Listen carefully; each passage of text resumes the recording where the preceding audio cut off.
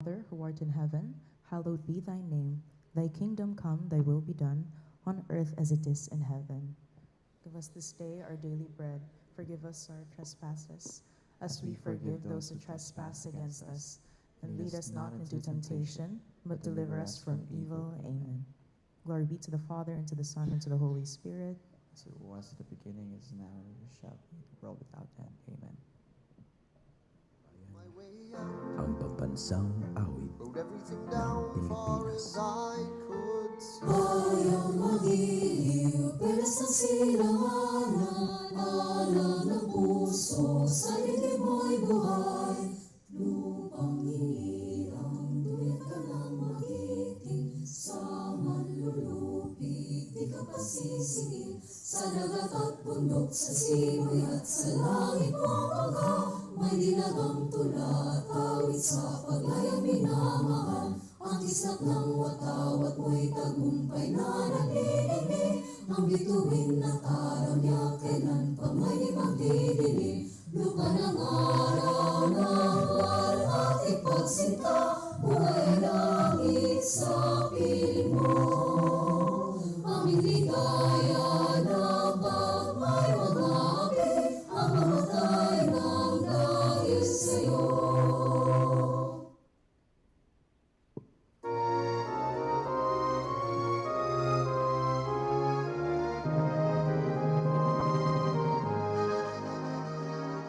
To you a we sing, our song shall always ring.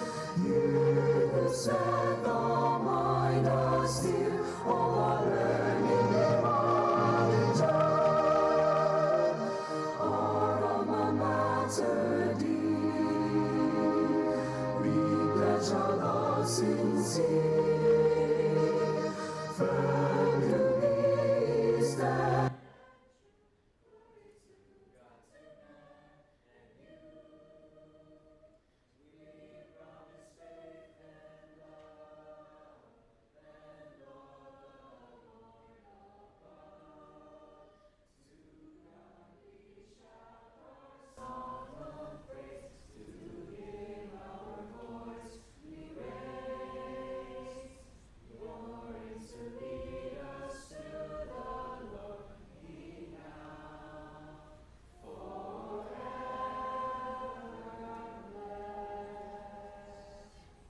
You may now be seated.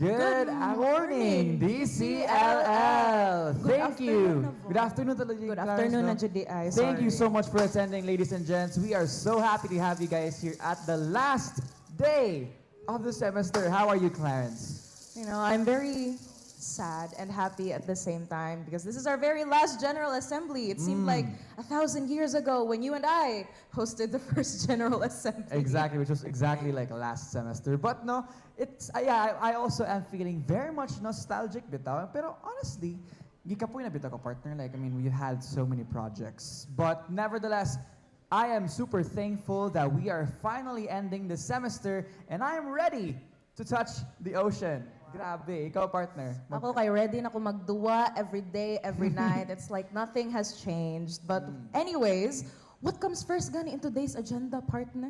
Actually, thank you so much for reminding. No, but before that, before anything else, let's actually introduce ourselves once more to the crowd. Ladies and gents, good day, good morning. This is your loud and proud host, Anthony Von Gadi. And I am Mary Clarence Guzon, your sugar spice and everything nice. And we are your hosts for this year's General...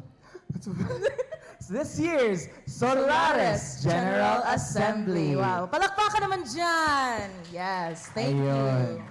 Now, just to get a feel of the room, no, because of course everyone has been boggled down sa itong mga projects, mga finals task, no? So, actually, let's check in with our beloved audience and, you know, with a set of general questions. Oh, general questions. questions. Gikan ra guro ni sila answer og final quiz so yan questions diri. But it's really okay, guys. Just raise your hand if this question applies to you. So Vaughn, why don't you start? Okay, ladies and gents, please raise your hand if naa pa mo'y unfinished backlog sa inyuhang projects. Nabot yung mga due date karon 31, 32, unsa ba? Daghan ba? 32. Gahapon ng tawa pa submission bin. Yeah! Nao! Yes. How about Miss Clarence? Up next, please raise your hands if you missed the teacher's evaluation. Daghan! We have a lot of students here today. No, nga na-shock po ato nga announcement. And of course, thank you so much. And of course, as our acknowledgement, please raise your hand if you're graduating for academic year 2025-2026. Congratulations to all of our fourth years, ano? Grabe, mang andam na juga sila manghawa. But once again, congratulations so much and we appreciate your success. We love that amazing binded book over there. Grabe. I saw ka ganina, Clarence. Baga jud kayo ang ila. Can you, Adelaide, can you like flip it over? And ayun, baga jud kayo ang inyuhang Yes, to the spine. incoming fourth years, good luck. Exactly. Now, Clarence, what's next in our agenda? Well, Vaughn, thank you for asking. To officially start the program, everyone please help me welcome our opening remarks, the Solaris President, Mr. Zach Valliar. Let's all give him a round of applause.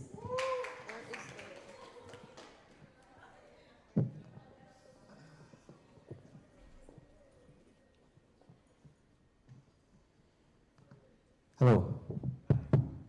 Hi, friends. Good afternoon, everyone. As you all know, I'm still technically under the effect of my leave of absence, but I would love nothing more than to be here right now and to speak once more in front of you all.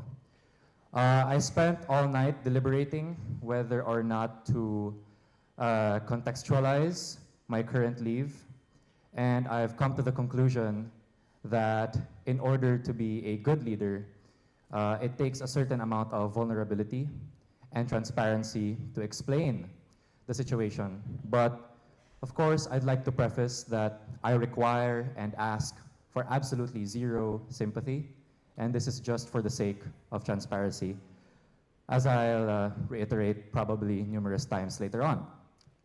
There were two main things that impeded my current situation. One being, I went through the second semester with no internet connection since the month of November last semester. So that was one main issue. I don't really want to go into the details about that now. The second thing is my over 1 week hospitalization, but that's not really the main issue. I conducted a follow-up checkup and I discovered two things. One being my immune system was dying due to stress, and the second thing is that my tonsils are anatomically different from the normal person. So from a medical professional, I was advised to try to move away from all this, and that was probably one of the most frustrating things to ever happen to me this year.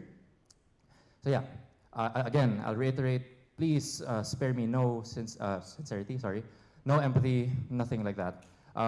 Just for the sake of explaining and transparency. All right, I want to thank everyone for being here. It's the dreaded final season or the last arc. For some, maybe you're already free. If you're like me, then you probably have that one dreaded backlog or one last remaining output. I hope you look to the person to your right and to your left, to your front, to your back, and give yourselves a pat on the back or maybe a round of applause. Sometimes, yes, good job everyone. Sometimes showing up and just making it becomes the hard part, so I hope you are all genuinely proud of yourselves. The privilege to either succeed or fail is one of the biggest privileges an aspiring leader could have. To be entrusted with something like this is a privilege, one of the greatest privileges because it's taking responsibility. It's part of the reasons why Solaris was, even now, is still one of the greatest decisions I've ever made. You'll watch a lot of motivational stuff online talking about how the greatest joy on earth is to succeed and succeed and succeed again. But during my tenure as president, there were times where I handled it right, and there were times where not so much. Every single moment of those two sides of the same coin, every single moment, I loved wholeheartedly. I loved my experience as a leader. I really did love everything about it, and I truly never felt more alive. It was one of the greatest journeys of all time, and I want to say that leadership is a difficult job. It is an impossible job, but it's also one of the most enjoyable, one of the most soulful, and one of the most fulfilling, incredible things any person could ever think to do. Thank you all for the opportunity to try. Thank you all for giving me the chance. Perhaps the one thing I am most frustrated and angry about, the one thing that I am most apologetic about, is that my body did not permit me to continue. I definitely could have done more. I wanted to do more. That last month and a half where I was forced to step away from all this is time I should have spent serving you all, and it is time that I'll never be able to get back. But despite that, you live with what you have. I have no regrets. Choosing to run as president was still the best thing I've ever done this year. I want to say also, as a final letter to my fellow officers and to the student body, that whatever good Solares has done that perhaps you also agree with, I hope none of that ever gets attributed to my position as president. I hope it never gets attributed to me. It was the people around me who did the heavy lifting. I remember something that was mentioned, I think, in the academic orientation or the first ever General Assembly. Someone said, there is no such thing as a good leader, only a person who selects good people. And I have no doubt in my mind that everyone here in this organization fought with everything they had and gave it everything they had. And it was a pleasure giving it everything I had. Thank you all, and I hope you all pay attention to today's General Assembly. Thank you. Thank you so much for that, President Zach Valliar, for that wholehearted speech. It really takes guts to be in that position, you know, especially in that kind of responsibility. But nevertheless, we continue on with the year, and as this year ends, we welcome a new set of officers for our 3 sub-organizations, for SOL, for Palabra, and for CCS. Now, at this point in time, Clarence, I think it is now time to move on with our next segment. All right, so thank you all so much again for being here. And now for this segment, please help me welcome. My apologies. Please help me welcome our COMELEC head, Mr. Jared Zion Muanya. A round of applause, please.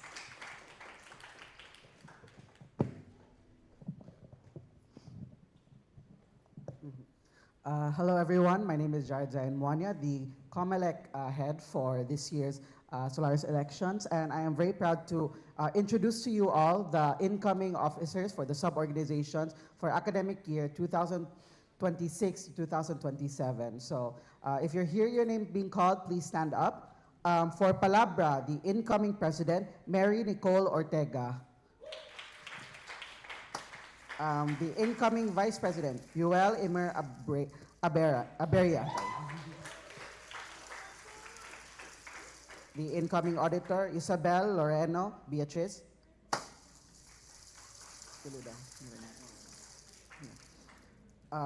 The incoming PRO, Regina Jude Agbon. Incoming officers, please remain standing. Yeah, thank you. Thank you. Social Media Manager, Alessandra Jose Rivas. And CES Representative, Liam Rosaroso. Okay, thank you. Please remain standing. For SOLE, the incoming President, Julian Marie Gatchalian.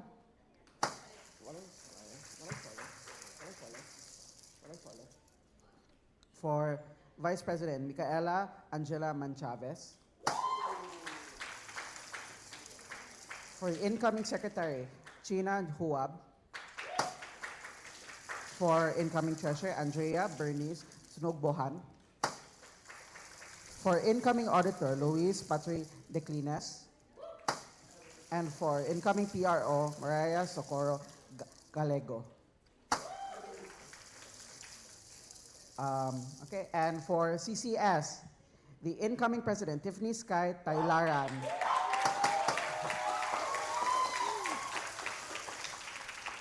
For Vice President, Chania Robbie Hermosa. For incoming Secretary, Justine Rose Velasco.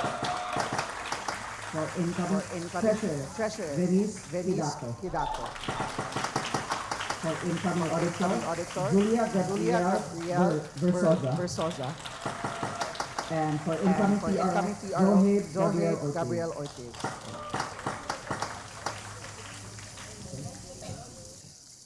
So now we will be moving on to the oath taking. Incoming officers, please raise your right hand. And then repeat after me. I state your name, having been elected as your elected position of your organization, of the Department of Communications, Linguistics, and Literature, of the University of San Carlos, do hereby solemnly swear that I will faithfully execute to the best of my ability the duties of my present position. I pledge to uphold the bylaws of Solaris and its sub-organizations, to represent the DCLL body with dedication and integrity, to foster the spirit of collaboration, and to stand as a servant leader. By taking this oath, I affirm my commitment to the responsibilities of my position. So help me God. Congratulations, the incoming officers of academic year 2026 to 2027. Thank you so much, Jared. So it's really nice to see refreshing faces, no? And although lacking sila, I do admit it is really good to see that some of you guys still showed up and came here to take our oath taking and also attend our General Assembly. So give yourselves a round of applause again, guys. Woo. You know? Term So- 6-7? Sorry. 6-7, I'm okay. sorry. So these will be our student officers and leaders for the next academic year. So, ladies and gents, let's give them our full support as they proceed with their responsibilities. Now, at this point in time, we've now looked in and gazed into the future, Clarence. But this time, I think it is high time, rather, that we go back and look at the past. Whoa, you're so poetic. May pag-LCS ka. But guys, speaking of looking back in the past, let us now welcome our Solaris Vice President, Mr. Samuel Mendez II, to give the recapitulation of Solaris for the academic year 2025-2026. A round of applause, please.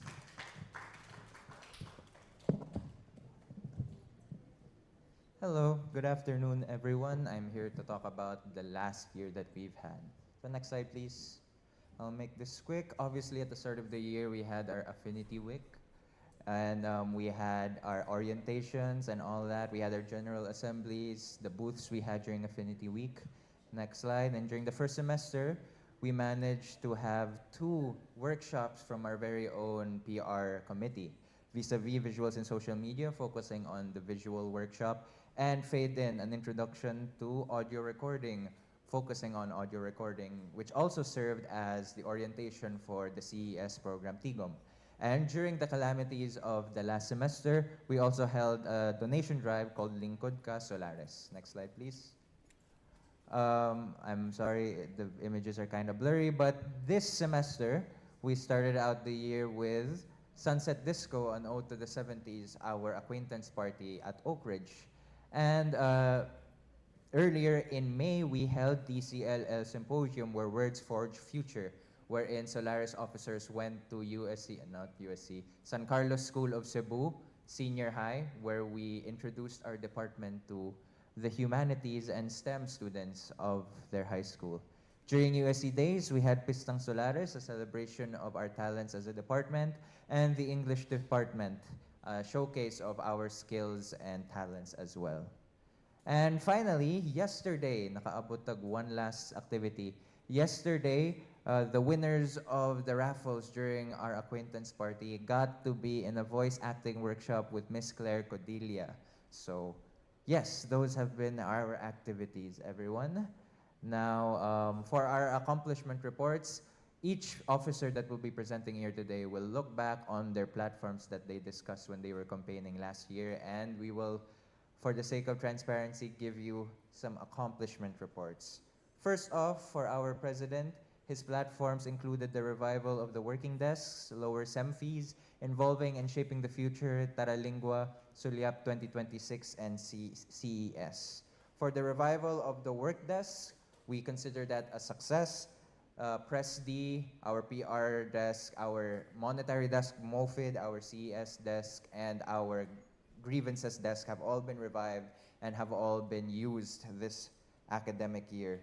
CES had Felicity, which we will discuss further in a later segment, and yeah, we have recruited lots of newcomers to each desk, and Press D in particular had a great boom of members. Next, the lower SEM fees. This did not push through because of constitutional restraints, and the compromise that we did this year was to rework our penalty fees. And next, Tara Lingua, that ended up becoming the DCLL Symposium, and unfortunately, Sulyap sa Sining was canceled due to the current global crisis. Now, as for me, my platforms were two. It was unmistakably DCLL.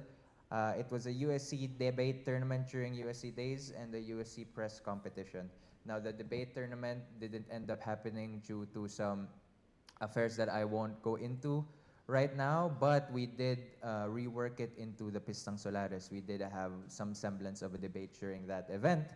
And finally, the USC press competition, which was supposed to happen during SAS Week, unfortunately did not push through due to the financial constraints that all our activities at that point were have resulted in us. So, yeah. And next slide, please. And that concludes my segment for the Solaris recap. Thank you very much.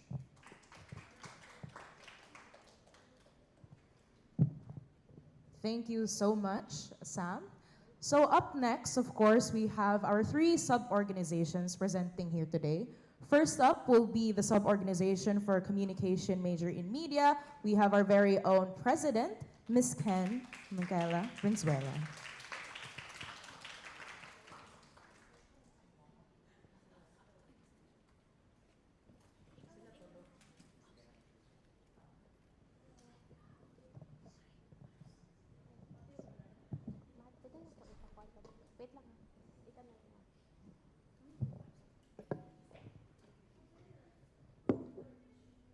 Hello everyone, good afternoon. Good afternoon to our student body. I am Ken, I am the outgoing CCS president. First of all, I would like to greet you a good afternoon, and I would also like to thank our community for spending such a great time earlier in our Kumustahan. Thank you so much for being there, guys. And I hope you all had fun and it was a nice wrap to our semester. So, slide. Okay, next. So, I would like to finally say that it has been a wrap for this school year. We've had a lot of events. And I'm proud to say that everyone of the CCS members were really into their craft, and I saw that in how they work, and I saw that in how they communicated with each other, and I also saw that in how we organized the events, and I really do hope that our community is able to realize that as well. And for our liquidation for our expenses for the whole semester, I would like to call on our CCS treasurer, Ms. Diane, to present our tables. Hello everyone. So the picture is very blurry, but this is just a summarization of our expenses and our income from our term. So mostly, we handle the events from Affinity Week, Freshies Orientation, and then the Cebu Press Freedom Week, and then the photojournalism seminar and the contest. Lastly, not lastly, the promo video, and then the Kamustahan, which happened earlier. So, mora na mo ang mga major expenses for our term. So, we are happy to announce that we have quite an amount to turn over to the to the next term. So that is all for the liquidation. Thank you.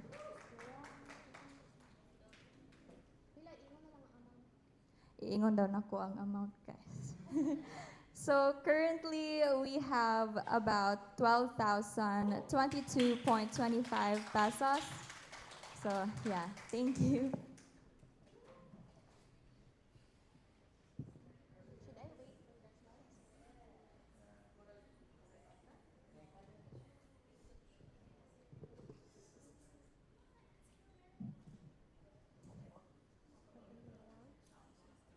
Okay, so I'm gonna have to be the host for a bit.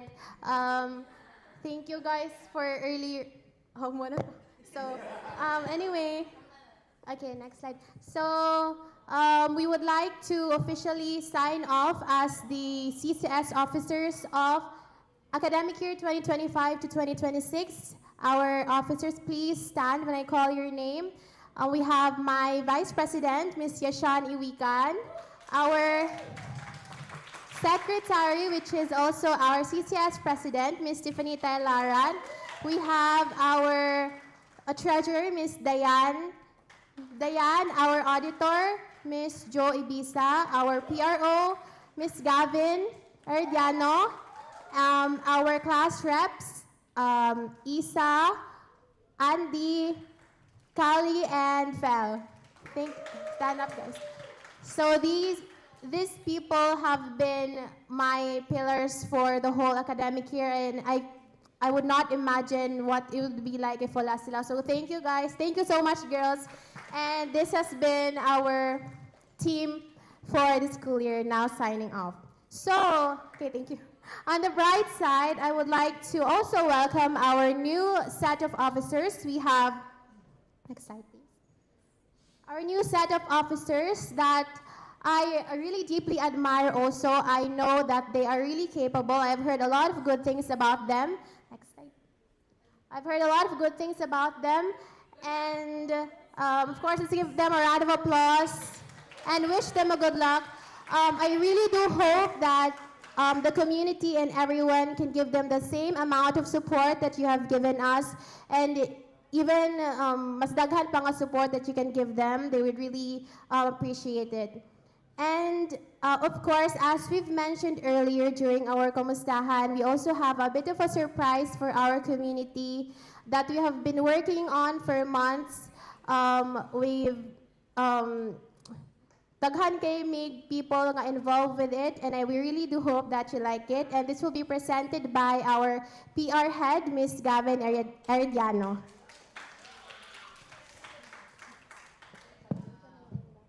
Okay, hello community. Good afternoon.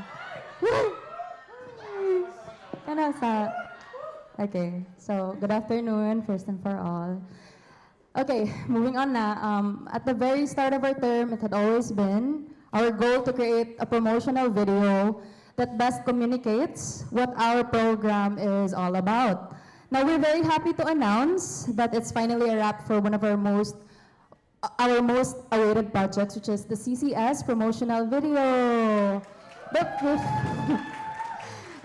before we move on and watch it, I would like to take this opportunity to give a big thanks to my PR team first, si Alex, Von, Isa, and the rest of the team, as well as my fellow officers for their hard work and participation from start to finish, from conceptualizing the story, planning logistics, handling the PD, coordinating with the extras, and to being runners or PAs during the shoot. Everyone truly gave it their all good, and I really saw that.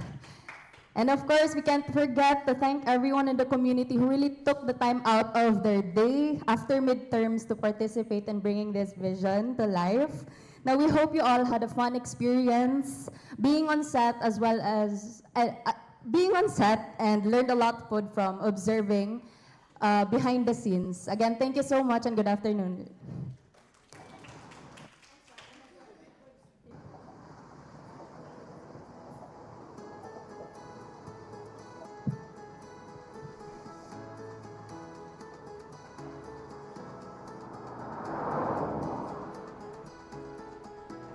Communications, huh?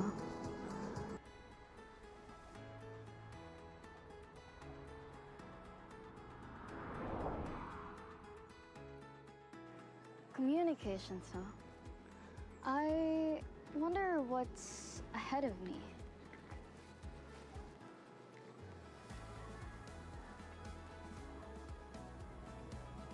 Com-major ka?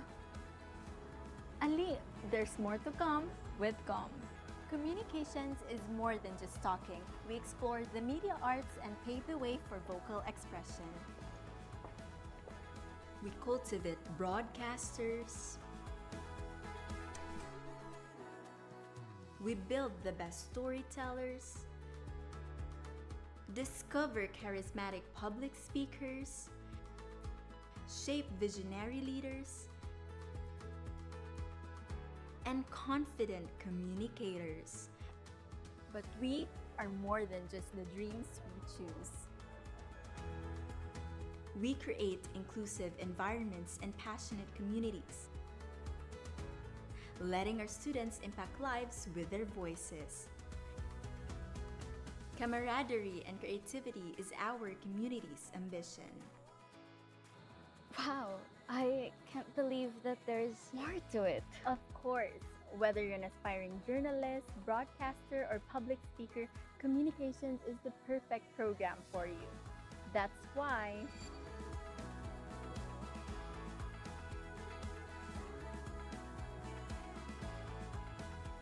there's more to come. There's more with Com.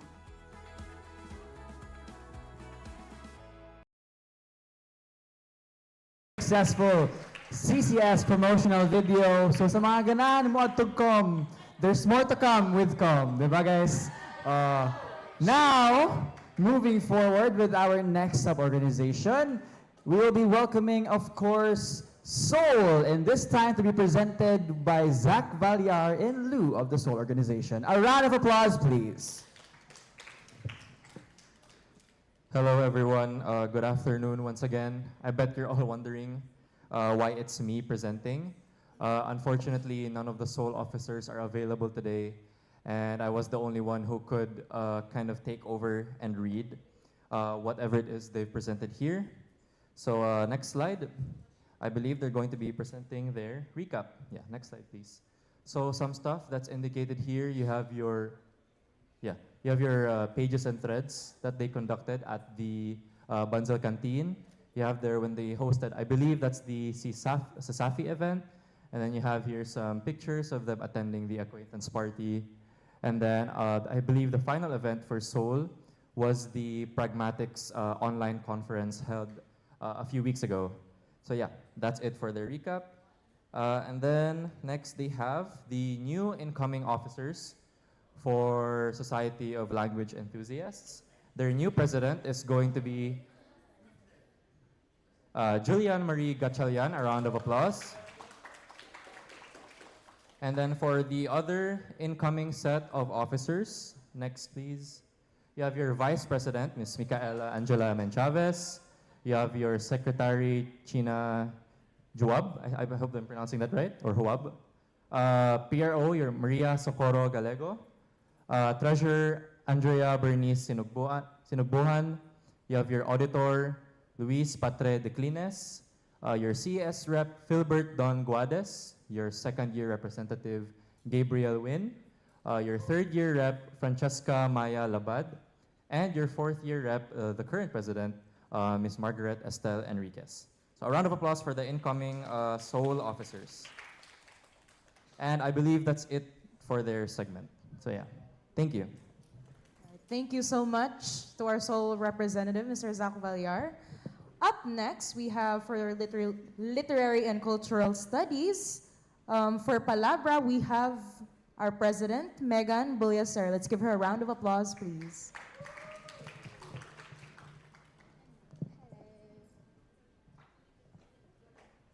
Hi, good afternoon, everyone. Like everyone, all the orgs, we will also be doing our recap. Here is a year in the life of Abra the Owl. Next, please. So some major achievements, the first being our first ever writers workshop. Technically not the first, but the last one was 10 years ago. So this is like, we consider it an inaugural Palabras writers workshop.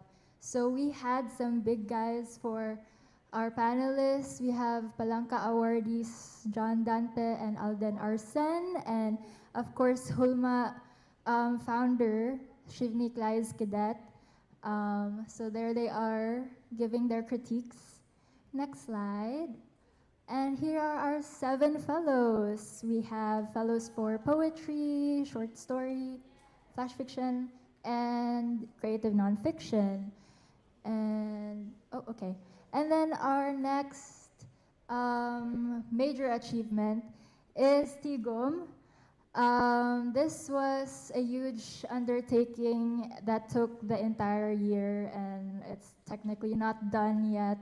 But we were despite the delays, considering first sem was full of disasters, and also this sem, but we were able to produce 4 audiobooks in 4 months with 30 plus pieces. So we have mga Sugilanon, Balak, Og, Tigmo. And this was our culmination activity last May 14.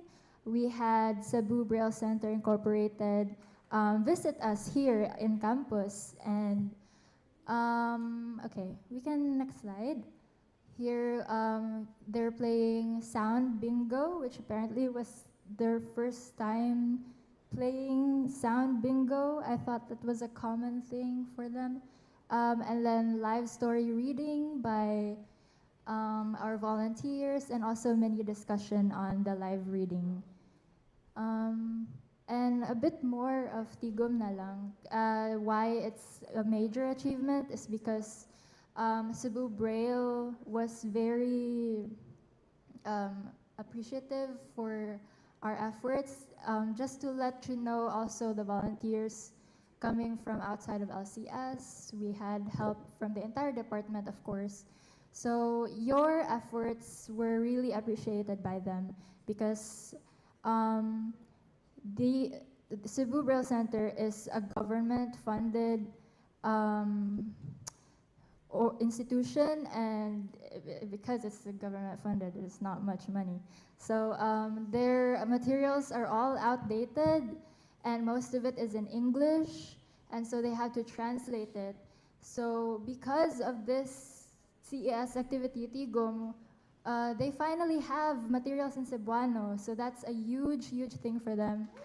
So thank you so much to everyone's efforts, guys. This was a whole year of preparation.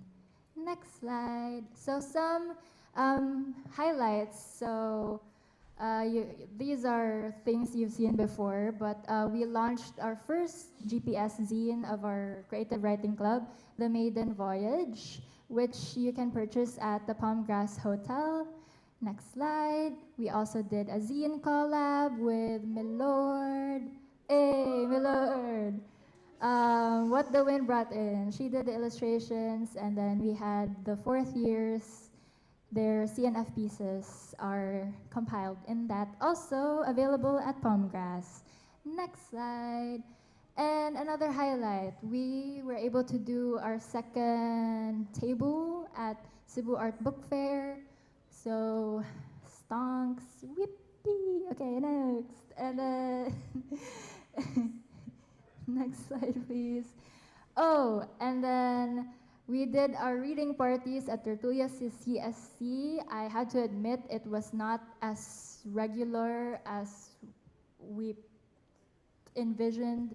We just did 1 reading party per sem, but it's a good start. We have, the entire point is to make use of the works in Cebuano Study Center, so we were able to do that. And also successfully did a second year of GPS. We were able to have monthly meetings from August to February. We had monthly writing exercises. We had, it's in the next slide, we had fun exercises like the literary auction. I think that one was when somebody supplies a sentence and then the next one continues the story and on and on. And it is not for the public. What we made was not safe for the public. Next slide. Yes, and another one of our platforms, the Substack, we were able to start and have a good substantial amount of essays posted on our Substack. So we have 30 essays currently. Yay! More to literature. Okay, so that's our last essay for this year. We are all out. We have wrote out everything we could ever write. So that's our last essay. And then the next slide, another highlight is the poetry reading event that we hosted at Palmgrass Hotel. So it was Balak Pangtapak, Love Letters in the Post-Apocalypse. So why the apocalyptic theme? It's because this was straight after the double disasters. So that's why you gotta find love even after some devastating events. So we have performances, mga winners. Yeah, these people are talented. Next slide. This one, we had a publishing seminar. So a lot of us are aspiring writers or even just aspiring academics. So we had a crash course on publishing. Hosted guest speaker, our guest speaker, Mr. Genesis Bedio, who is the current manager of USC Publishing House. So it was moved to online because this was the start of the oil crisis. But we did learn a lot from Sir Jen. He even divulged some trade secrets. So yeah, I hope that was insightful to the attendees. Next slide. And then that was it for a recap, but we do have some other stuff cooking. So we have the second zine of GPS, which title reveal, it's cartographies from elsewhere. We will be producing, editing, and printing the thing over the summer, and then launching it in the first sem next year. The incoming president is not here, but she knows she will be doing this. And then the next, also the best fictionist and best poet will be awarded in the first sem. And one last thing, after everything, we party. So the theme, I think everybody's just too tired, but you have the option to dress as your favorite writer during their gruesome death. And that will be on May 30 at Pawns and Pixels, located on Orhelio Street, 12 noon to 5 p.m. Details will be shared. Please look at the group chat. Thank you very much. So thank you, Megan, and thank you to all of the sub-organizations that gave their recaps today. I'm sure that all of the students are very thankful for your service, bearing witness to everyone. So palakpakan naman dyan for our sub-orgs. Moving forward, we will now be proceeding with our many desks under Solaris. This time on our schedule is a segment from our very own Public Relations and External Synergies desk, otherwise known as Press D. Ladies and gents, let us welcome our Public Information Officer, Ms. Milord Nicole Catayas. A round of applause, please. Hello. Good afternoon. So far, let's do a recap of everything that has happened so far. As we know, a lot of what we do in Press D is always incongruent with the happenings and the happenings of the current con. So, June, yay, happy Pride. Next, July. This was when we started employing people to Press D, and when we started to do our promotion for Solaris under the department. So we have that, and then we also did a new logo, and we also launched the Discord. And then the Ara ng Kalayan. Okay, next please. Anyway, we started doing our template for a lot of our mga schedules, such as this, and then nabot din na ang Discord. We have Doc Tan's birthday. Happy birthday, Doc Tan. And then we started doing the Freshie Week na coverage. So next slide, please. September, which was where we had our first General Assembly, and then we still had Fade In as well na coverage. And we also had a lot of our promotions there, and as Kwan earlier, ang katong sa mga schedule. Next slide. And October, which was a lot more quiet, so we had Vincent's birthday, and happy birthday, Vincent. And then the Solaris acquaintance party update. Okay, let's go next. November was where a lot of our donation drives had happened. So a lot of this was by sharing lang a lot of the donation drives that was being headed and implemented. So we just had Fade In, and then press coverage of, I forgot. And then we had academic calendars and a lot of the mga scheduled na kuan. Next slide. December as well, our second General Assembly, and then we had our Fade In na kuan na here. Okay, let's go next. So January, which was the start of our promotion for Acque Sunset Disco, this was made by Fidel. Thank you, Fidel. And then let's go next. February, which was our acquaintance party. There were over 100 plus photos posted, but does that not include how many photos were taken that night, which accounted to about 100 gigabytes. So thank you, Press D members, for your storage. We also had, kana lang, sige next.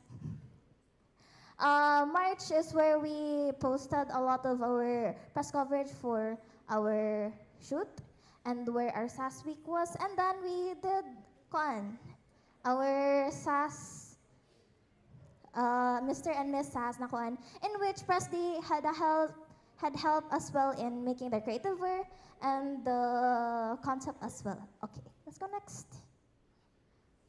April. This was when we started to promote our department to senior high school in USC. So we went to the main campus, and then we did a press coverage for that. And that leads us to the next slide. May is when we did a lot of the Comelec na pubs and our Jan As, and Happy Mother's Day. Okay, next slide. As you see, this is from June 1, the start of this term, and to May 1. As you can see, it's all organic, zero ads. So we have organically had 405K views for less than a year. So thank you everyone for engaging, and thank you everyone for your help with disseminating, especially to our sub-organizations, our class reps who have been really kitaghan kay post jud. So thank you so much for sending it over. Okay, let's go next. Okay, we had 160 plus posts, 500 plus photos, 10 plus reels, 90 plus captions, 10 plus merch. A lot of those I drew. Thank you so much for buying them. And then 2 workshops, 2 brand kits. This was for Acque, and this was for Soliap. And then we had 80 plus gigabytes overall na post, but that does not include the ones that are not posted. And so we had one in collaboration that was mentioned by Meg earlier. So yeah, accomplishment reports. The very first one is success, wherein a lot of our pub mats had to be on time and had to be accomplished within the time frame that it needs to be.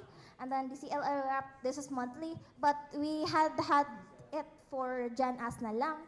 And then the Ganapaning's calendar of activities, the one that had a template, nga sig orange, daghana kay mog orange ka nakitaan, I'm so sorry. And then our merchandise, which was, nakuan na earlier, katong 10 plus. Then Merchcraft. Merchcraft did not receive any submissions, but we will continue this to the next nga outgoing Presti. The workshops. The workshops only had 2 because we had to cut down on a lot of them, but thank you so much for kuan. Hopefully there will be more. Thank you for coming to Fade In, and thank you for coming to Vis-a-Vis. Anyway, next slide. Thank you so much to everyone in Presti, from Matt to Andrea to Fidel to Gavin to Isa to Kate to Maria. I don't think is she here? Okay. And then Cassie, Lina, Rihanna, Ethan, and Jana, thank you so much. From the bottom of my heart, I could not have had Presti as an active na desk without everyone, and thank you so much for interacting and engaging. Thank you. Thank you so much to our PRO. She's so small, she only need 1 popcorn. Up next, we have our Grievance and Inquiries Desk, otherwise known as GRID, to be discussed by our Solaris Assistant Secretary, Mr. Vincent Michael Villariza. Mr. College Tips. No. I'm not that guy. So good afternoon, mga ka-Solaris. So we got the Grievance and Inquiries Desk. So pay attention. So these are the accomplishment reports. So this is Abdul's, the external secretaries. We'll discuss their platforms in the later slides, but basically, his platforms are more on outreach, sponsorships, and of course, collaborations. And of course, if you look to this direction, Vox Colloquium, event data, Agiana sa Kalambuan, will discuss all that. And of course, the next slide. Okay, we have Kate, the internal secretary they have their CES platforms. We'll dive deeper into it in the next slide. Okay, next slide now. So, accomplishment report, I'll go here. So, Solaria successfully appointed CS representative Felicity, shout out. And the next, Solaris-related files have been archived and are easily accessible via Discord. Of course, there wasn't really a lot of activity on the Discord. I expected that, so what I did was have a secret text category for the incoming term where they just access all the files that are neatly organized and are labeled accordingly. Next, internally corresponded with grievances and inquiries within DCLL. We'll get into that later. But all in all, there was about a total of 29 grievances containing each, like they have unique grievances, and some of them addressed key matters that really made a positive effect as to how we address these changes. We strengthened coordination with SAS Council and other orgs through, of course, their activities. Of course, there was the USC Days collaboration where Solaris, of course, they had a booth. And then, of course, that whole panel where there's a Soul Corner, CCS Corner. Our presence is really felt during that time in the open theater. Next, we established good standing with OSFA as timeliness and activity filing were observed. This was a very solid win for us, especially when it comes to clerical matters. Next, sponsorships were secured for the Sunset Disco and Ode to the 70s. That was something that we as an organization are very most proud of. And next, we have collaborative plans with other orgs were made. However, it was called off due to class suspensions and OSFA memorandum. So oil crisis, no more Friday and Saturday activities. And then they were like, okay, no more activities for May, and then et cetera, and then that. So that's why a lot of the collaborations were really just called off. When I hit them up, when I contacted them again, they were also just that tapped out. Next, the Vox Colloquium successfully integrated as a post-event press conference for campus journalists. So if you have a press ID and you are in either USC All Access, Today's Carolinian, any of the publications that is correlated or affiliated with San Carlos, you can join the Vox Colloquium to field, because we're gonna field questions. Next, we helped establish the developing presence of athletes in DCLL. So of course, there's the USC Days athletes. In USC Tag Rugby, there is a very flourishing presence because, of course, I'm also in that organization and I manage to recruit and add in a lot of DCLL students within that organization. So they had a, there's always a DCLL student in every practice, aside from you, of course. Next, so of course, after the grievances were entertained, we corresponded internally, and Solaris SEM fees are going to be charged at flat rate, so no more of the penalty fees that like add up over time and all that. And second SEM absence and late fees for Solaris events are now waived. That I've received confirmation from Sam just yesterday, and this is how we're going to move forward. So make sure to pay your SEM fees, and yeah, that is pretty much it. What's the next slide here? And yeah, that's pretty much it for me. Thank you so much. Thank you so much, Vincent. So up next, we have our Monetary and Finances Desk to be welcomed by Mr. Sam Mendez as our acting treasurer. Yes, thank you. A round of applause, please. Hello. Yes. All right, so I'm going to be discussing our financial situations. Next slide, please. This is our income flow at the start of the semester.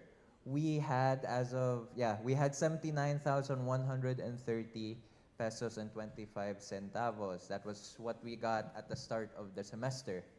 And as you see here, most of our income flow comes from semestral fees and absence fees. For the cause of the acquaintance party, we've had some anonymous donations and our sponsorships from lost books. Next slide, please. Continued, most of our funds comes from the semestral fees and absence fees, and that's the note there. These numbers are assuming that everyone has been paid. Everyone has paid already. Next slide, please. And now for the breakdown of our expenses, most of them for this semester went to our acquaintance party. All the decorations we bought, the photo booth, the venue itself, and stuff like that. Like this, yeah. Continue. Next slide, please. And yeah, more acquaintance party receipts. Next slide. These are the receipts we had for our USC Days events, Pistang Solares and English department. Yes, next slide. Next slide. Those are honorariums again. This is what we spent on the Mr. and Mrs. Sass during SAS week, of which we did one with Miss Sass, so congratulations. Woo. And next slide. And again, those are honorariums for Pistang Solares. Next slide. Again, that's SAS week. Next slide. And these are, the refunds that we issued for absence fees and SEM fees after our announcement of cutting off the penalty fees. And so as of now, as of today, the current balance is 44,149 and 50 pesos and 50 centavos. And but that does not account for the sub-org share that we will give. The sub-orgs are entitled to 8% of the semestral fees every year, which totals up to, hold on a second, which totals up to 6,126.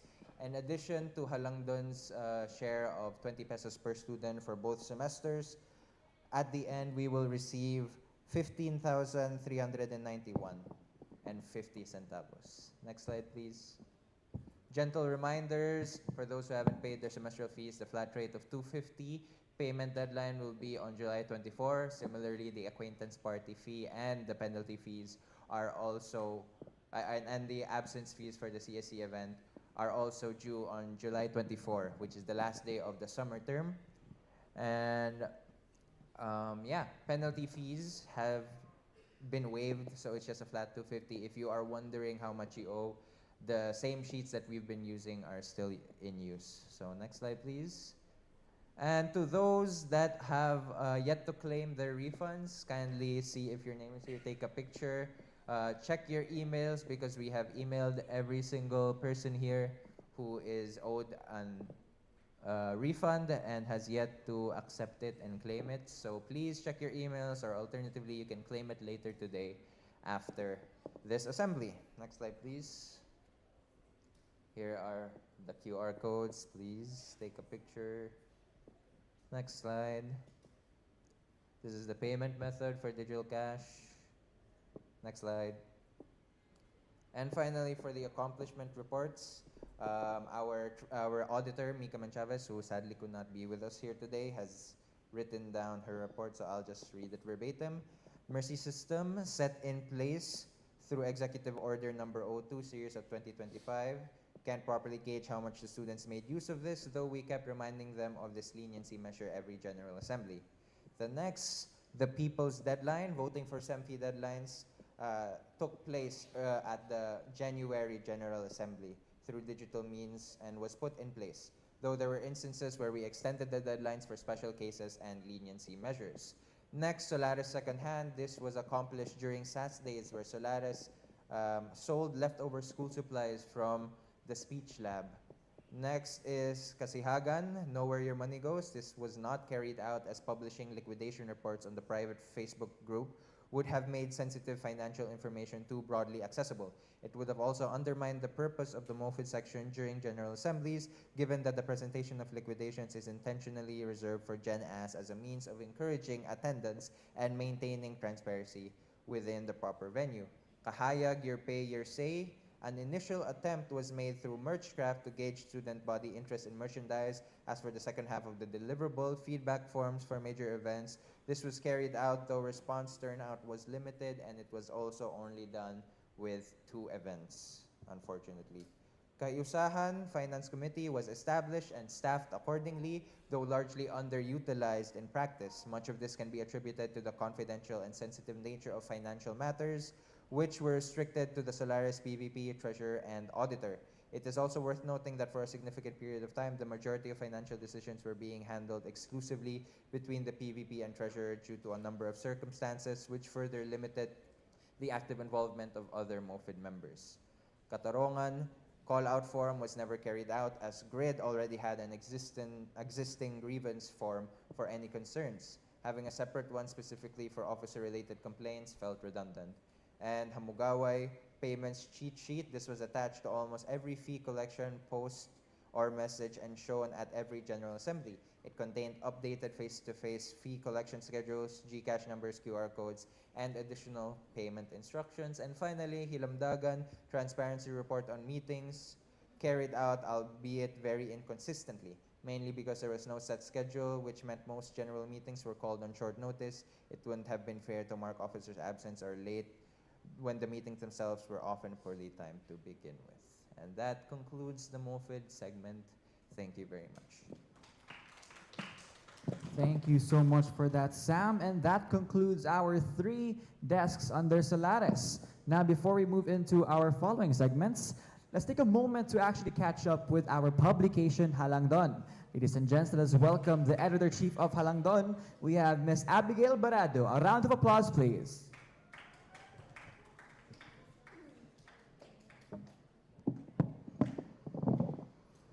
Good afternoon, everyone. I'd like to take this moment to congratulate everyone for surviving the past academic year. I know it has not been easy for us spiritually, emotionally, and physically, especially since we went through disasters and calamities back to back.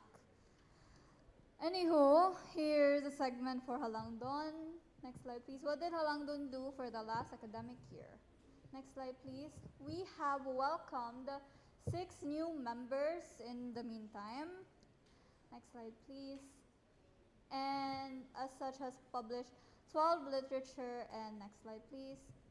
30 articles. Okay, here's the PubMass that we've accomplished so far. Next slide, please. It's moving. Oh my God. Okay, it was supposed to move that way.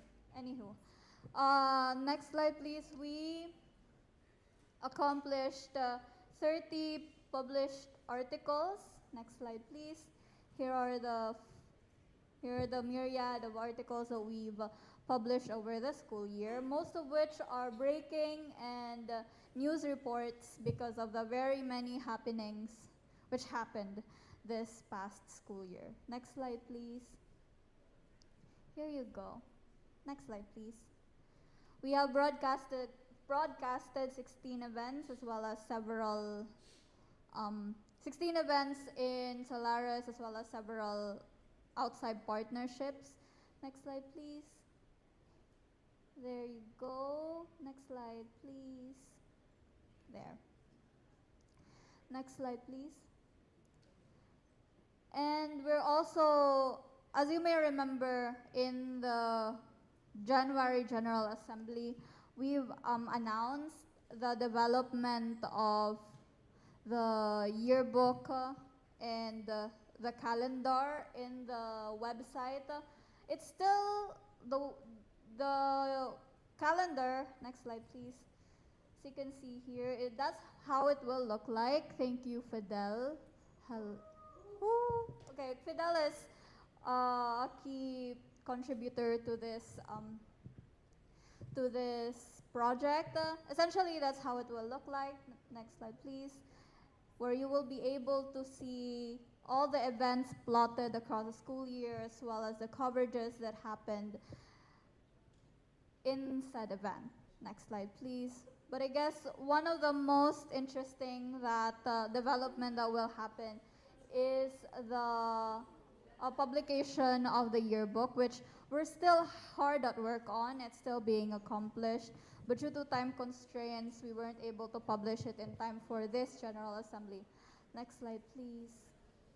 That's the progress so far, as you can see. Thank you to the great layouters and writers who has contributed greatly to the development of this yearbook so far. Next slide, please. As you can see, here's our socials where you can see this progresses in real time. Next slide, please. Our YouTube, Instagram, sorry. Next slide, please, and our YouTube. I won't try to keep you for long since I know we still have plenty of things in the agenda. That's it for our section. Thank you very much. Thank you so much to the Halangdon EIC, Ms. Abigail Barredo. Now, up next will be our CES programs this semester. So everyone would like to hear what are the updates, what the HAPs are. But to finally give us this update, please welcome our CES point persons. And our first representatives are for Stewards of Communication to be led by Marlon Ado, Judiel Ando, and Julia Cabeling. A round of applause, please. Hello, good afternoon everyone. So, first of all, before ko mag-recap sa I would like to share sa what happened sa Barangay Luz na project namo. So, as katong mga naka-volunteer sa pag-pass SEM, so if maka-remember mo, ang beneficiary dato is from Barangay Luz. But wala to siya na push through this SEM because of the mga challenges when comes to kanang magkuha og permit kay para makadu og outside sa campus na activities. Like months before namin nag-prep dadto for Barangay Luz, but unfortunately wala jud siya na push through. But thankfully salamat ni Miss Feli and nila Sir Jao kay nakakita mi og other beneficiaries. Beneficiary which is the Miradel community sa naara sila sa campus located. So I would like to share sa katong visit namo sa Miradel. Next slide please. So mo among first ever nga ginitiate karon nga SEM sa Miradel na community. Kami ni adto ang Miradel kay it's a small community located here sa campus sa University of San Carlos. If makabantay mo kanang sa stadium bitaw, then unahan na kay na sila gipapuyo diha na sila yuta. So it's a very small community ra where naay mga children, napoy mga old people, but yeah, most of our beneficiaries are children and sa karon jud kay high school students from Miradel. So yeah, this is our visit. Ako, Miss Feli, Sir Jao, si Mai, our incoming assistant heads and other volunteers, sila Teresa, si Maxim, si Joe, si Julia actually na po dire. Then yeah, mo ni among visit sa next slide. man ang mga beneficiaries namo. So among gibuhat diri for kuan kay introduce namo kung unsa ang Stucom and unsa among program for the kuan for the kanang high school students sa Mirada. Then for the recap sa nahitabo karon sa Stucom will be kuan si Juliang Motok. Hi everyone. So I'll be doing the recap for Stucom. We've had the activities for 8 Saturdays from January to May. And okay, next slide. We mo among first nga activity. We did this inside the PE viewing room. Next slide, please. And then February, basically what we do is mag tutorial for the kids in Miradel. So from grade 7 to grade 11 among beneficiaries, and we have different nga lessons for them except sa first one where ang discussion namo is like ihimo lang nimo siyang carousel, so magbalhin-balhin sila. So muna na mo for the first lang namo na initiative sa Stucom, and then for the rest kay lahi-lahi na sila og lessons. And for those of you nga wala pa naka-volunteer for Stucom, let's go over the roles that you can be a volunteer in the next school year. We have first ang student teacher, the facilitators, photographer, social media committee, the logistics and research committee. So a little about the facilitators. Student facilitators assist during the activity by distributing learning materials, checking students' activities, and giving out snacks, ensuring the activity runs smoothly. And for that, you will have 3 CS hours. For student teachers, basically, you'll do the lessons with the students, mo teach mo, hands-on mo. But you're not alone man most of the time. Most of the time, tulo mo or like you come in pair. Depende lang jud kung pila ka volunteers that day. And before that, you would be given man the materials prior to that, to the day kung ano sa jud ninyo i-discuss. So siguro like 3 days before the discussion, you will be given the material for you to prepare pod. And for that, you'll also have 3 CES hours. For the social media team, basically kay kamo ang in charge for the posting, ang documentation. After the documentation sa mga photographers, kay you'll be in charge of posting it sa Stucom nga Facebook page. And then the logistics committee is the source of manpower and is in charge of providing the resources. So ang materials nga gamiton during the activity, so mo na ang buhaton sa logistics committee. For that, you will have 2 CS hours. For research committee, kay you'll be the one making the PowerPoint para sa materials nga inig-discuss during the event. 2 hours gihapon. And I think that's it for the recap. Basically, after that, mo among culminating May 9. For pag May 9, kay we did not have na kanang lessons pag May 9. Nagkuha na lang we had na lang an event prepared for the kids. So wala, naglingaw-lingaw na lang ang mga bata na. And dali naman dyan sila makasuod. So I hope that na-attach na mo ang mga bata Dali actually. kayo ma-attach ang mga bata. Yes, sige na sila chat kasi we have man a group chat with them. Sige sila ingon nga ate, kano sa ang next pagkuan git pag Holy Week nga wala jay klase. Black Saturday nangutan na sila when mi mo arate. Yes, so ganahan jud sila. Our beneficiaries are very willing jud. So dali ra jud kay sila makasuod. So we hope to see you next year sa amo ang mga initiatives for the next school year. So this is muna ni ang recap for this school year. Thank you. So, since most of the Stucom officers are graduating this year, so pag-start pa lang sa school year, naghinay-hinay na magpangita og Stucom officers na mopuli namo. So, next slide. I'm happy to present to you guys our new set of Stucom officers for next school year.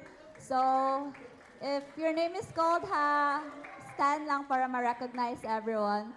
So let's start with the committee head. So for social media team head, we have Shallow Marie Harangdon. Where's Shallow? Shallow, where are you? Wala siya. Ay shy type siya. Shy type. Basta na siya dito sa likod. And for our logistics committee head, we have Kurt Ragas. He's there. And then for our research committee head, we have Carl Cabarubias. Nasa sa likod, guys. So, for our treasurer, we have Joanna Abelia. Na ba siya here? Wala, absent. So, for secretary, we have Mary Clarence Dizon. And for assistant head, we have Mai Jewel Caballes. Wala siya. And ang mapuli na ako, guys, I'm passing my crown to Julia Cabeling as Stucom head. So, sila ang mga new faces, guys. So, if naman yung mga concerns sa Stucom, sila ipang chat. Sila doula kung when mag-next activity or what, kaya mag-graduate kami ni Marlon. So, I've been a Stucom head since second year, so I'm really happy sa mga volunteers na volunteer from Barangay Luz pa nga activities, and I want to thank the CCS for the monetary assistance sa among mga activities, and also kay Miss Valley, kay problema kami sa Barangay Luz, kailangan naman siya i-push through, pero iyaming redirect there is a Miradal nga residences para sa among beneficiary. And thank you sa tanan volunteers, and from the Barangay Luz until to Miradel, from the committee heads, and also shoutouts ako mga officers from Marlon, ito sila Altea sa una, si Ana Bonghanoy, si Clarence, syempre, asa to, si Dayan, Tarini, kisa pa ba? Nakoy na-miss. Basta sila. Thank you so much, guys. I can't do this alone without them. So, thank you so much. So that's it for Stucom. I hope volunteer mo ha sa turn nila.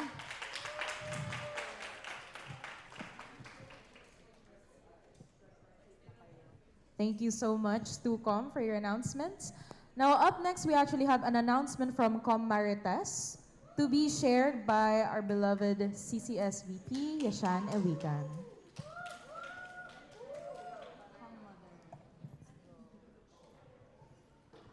First of all, I'd like to thank all of the volunteers this academic year. None of the episodes would have been made possible without your willingness to volunteer. So thank you so much to all of our hosts, producers, editors, also with the episodes nga na guest speakers. Thank you so much for volunteering and for sharing your skills in making a difference through this CES podcast initiative. If you haven't checked it out yet, all the podcast episodes are available on the official Facebook page of the Carolinian Communication Society, so make sure to give them a listen and support. For your Comaritas certificates, we already have the printed copies, and they are currently being signed at the department because it was the preferred format, but we also prepared digital copies for everyone, which we will send within the day. So once you receive your certificates also, please don't forget to attach them in your CS journal, especially to our graduating students nga ni volunteer, so that they can be properly credited. So that's all for Comaritas. Thank you. Thank you so much for that, Yashane Weekend. And that is it for our CS initiatives. We hope to see more of our very own Solares to join in and volunteer for these amazing initiatives for the next year. So Clarence, what's our next segment? Now, since everything's been said and done, our next segment will be about the new updates regarding our Solaris elections. Now, coming into the floor, please welcome our Comelec head once more, Mr. Jared Zion Muanya.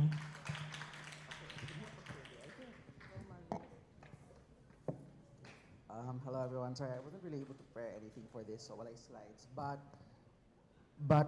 So unfortunately, there's still a bit of a lack of candidates for the Solaris election. So unfortunately, the Solaris election will not be pushing through for this academic year at the moment. However, Solaris and Comelec have come up with a plan that we will be voting on right now. So we will be giving everyone two choices on how we will push through for the Solaris election.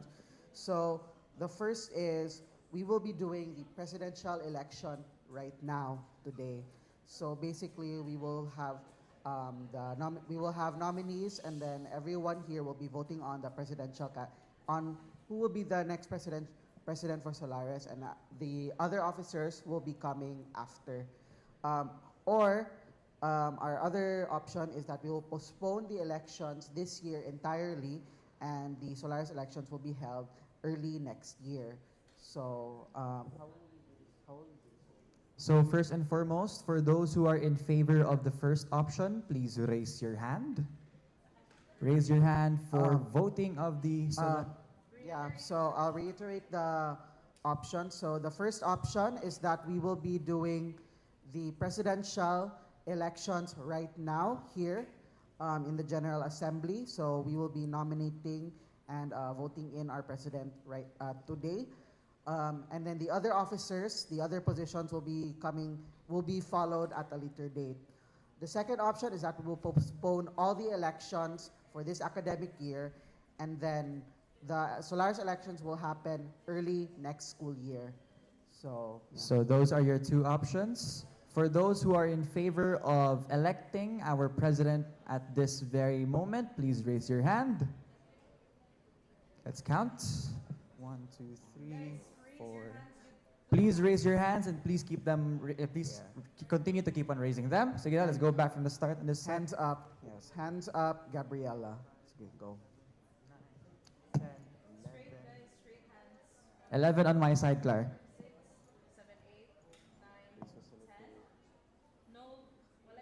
No one else? 12, 13, 14, Alright. 15. Wait, para recount, I think 9 nag-apas. 13 on my end. 13 That is 28. That's 28 votes for our first option, which is to elect our Solaris president for this in this General Assembly. Yes. So next we will so can we see a raise of hands for the second option? Raise of hands for those who would prefer to settle with our Solaris lineup next academic year. Please raise of hands.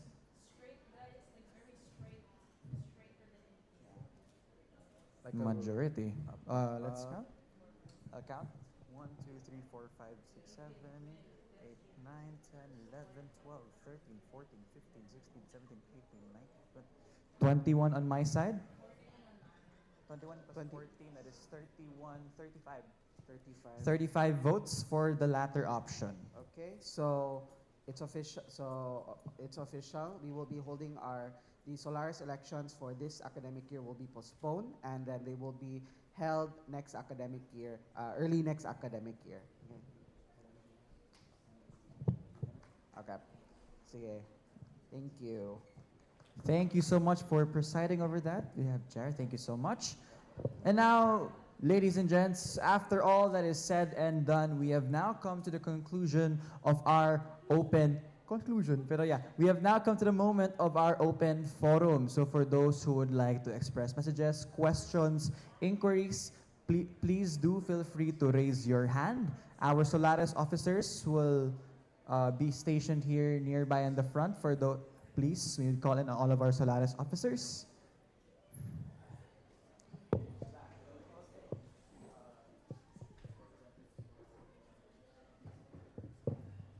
We would also like to call in representatives from all of our 3 sub-organizations, at least 1. Representatives for our sub-organizations, please come to the front. Now, the rule for our open forum is simple. Feel free to raise your hand, and I and Clarence will approach you. Once you receive your mic, please specify for which person or for which organization is your question pertaining to, and then ask your question. Are we understood? Okay. So, I believe almost some of our available officers are here on standby. There you go. Runner ka? Yeah, I'll be runner. Okay. All right, once again, everybody, the fielding of questions for our open forum is now commencing. So please raise your hands and I will quickly run over. Okay, the quickest person. This is a question to whoever it may concern. How will the elections happen next year? And what will you do if the result is the same as this year where no one wants to run? What we've discussed right now is, first off, we gave everyone the choice whether or not to hold the elections right now or in the future. In our discussions with our advisor, it doesn't necessarily have to be in the next academic school year. It may be during the summer term as well. We will have discussions on what to do, approach people. Our priority right now is the president because similar to other councils like in SAS Student Council, the president is actually the only one directly voted on, and afterwards the other officers will follow. And so the nature of our crisis right now is we're going to prioritize the president and just try to approach and see what happens. Okay. Can I follow up? There's a second question.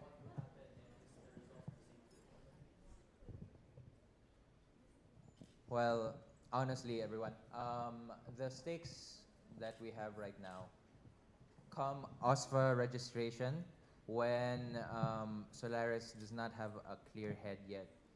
It will be very difficult and probably even be flat out disqualified for Solaris to be able to register under OSFA, which would mean the stake is the existence of Solaris altogether.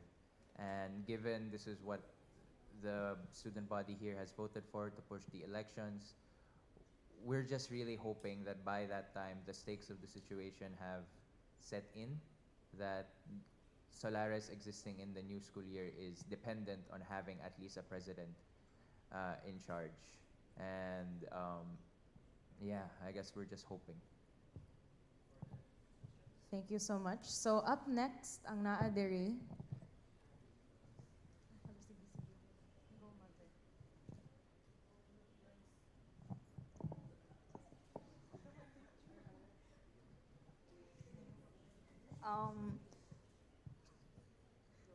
Hi, my name is Teresa. My question kay, what caused the delays in the Solaris elections?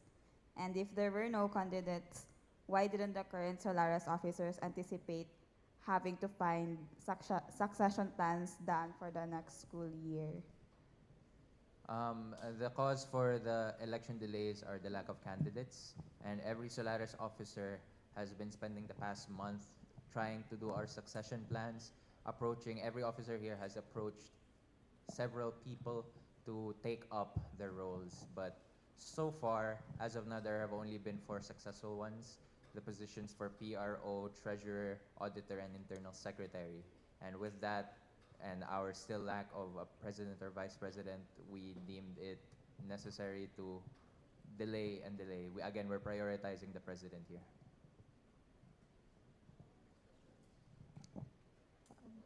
Any more questions, please raise your hands.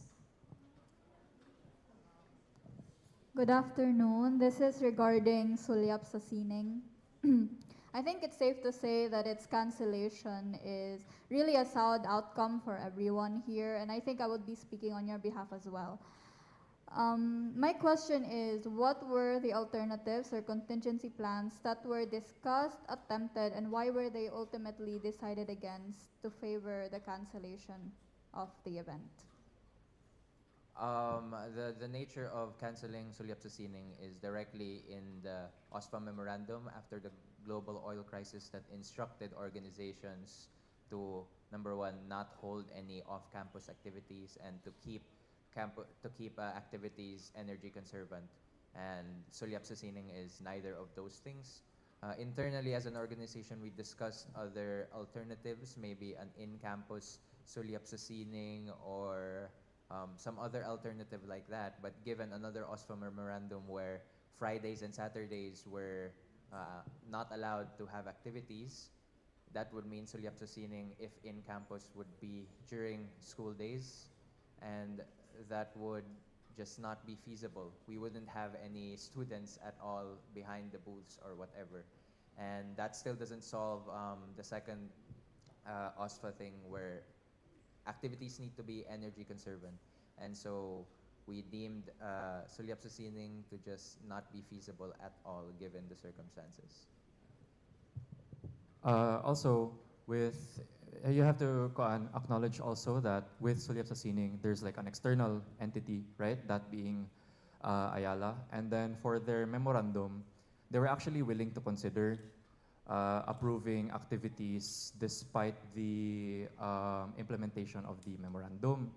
But the problem is that Ayala provided their approval like literally a day after the deadline, to which there was an attempt to deliberate with the VPAA and the and OSFA as an entity to see what the options were if we're still allowed to continue, and that just wasn't permitted lang. All right, once again, if you have any questions, please raise your hands.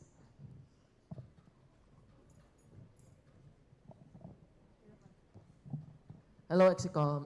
So let's go back in time a bit. I would just like to ask, so the batch reps and sub-orgs have been really consistent and vocal sa ilang communication regarding the SAM fees. And we've also been informed that the ones who've actually been relaying our concerns were the sub-organizations president themselves. So regarding the late fees and negative sentiments, had the sub-org presidents not informed Solaris, the Exicom, what would have been the course of action there? Would we still have proceeded with the penalties? The sub-org president's job is to be representative of the students they are under. And so relaying the concerns are part of their job. The fact that we got their input and the actions that led to it is entirely their job and everything working correctly. And so what you're asking is, had the sub-org presidents not done their job, which they did do their job. Okay, so follow up lang. While I'm sure the Constitution mandates it na mupeta ana sa penalties, what was the reason or rationale behind asking the student body to pay the SEM fees with the late penalties prior to waiving it?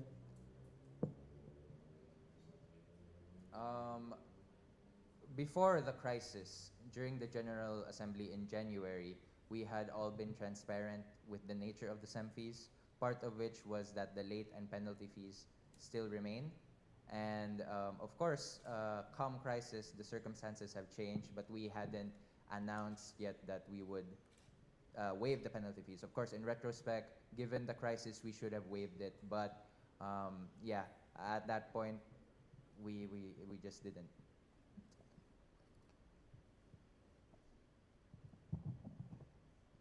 Okay, please raise your hands, guys. Okay, hello. Hi, good afternoon. So, after the sub-orgs recap bag, I can't help but notice na the sub-orgs had considerably more activities than the mother org itself. And I was wondering, di ba sa atuhang fees sa assessment kay naay for the org, for the DEP, and then we also have another SEM fee for Solaris, and then we have another SEM fee for CCS. How come na mas daghan ug activities ang sub-orgs kaysa the mother org itself, given nga daghan na mig fees gihatag for other activities?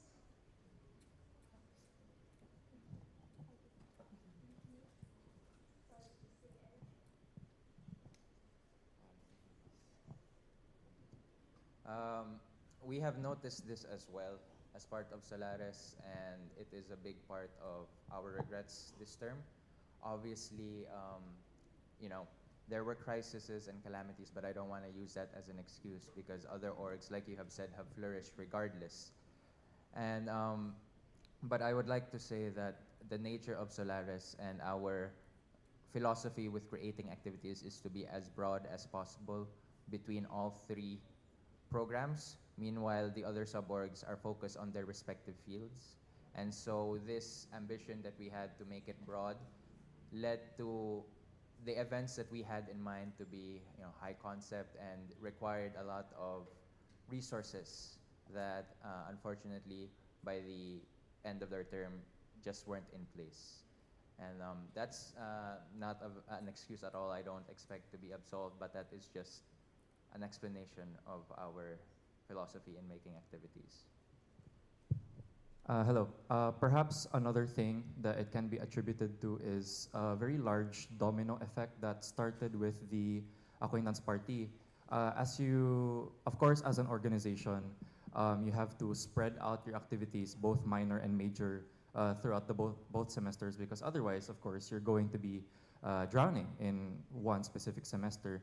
And as you remember, our acquaintance party was unfortunately forced to move from the first semester to the second semester, in turn creating a situation where Solares had to handle the ACWE, USC Days, SAS Week, and supposedly Soyap sa Sining. So all four of our really major activities were pushed to one semester. And another thing is, for the acquaintance party, as you all remember, the majority voted for 900 acquaintance party fee, correct?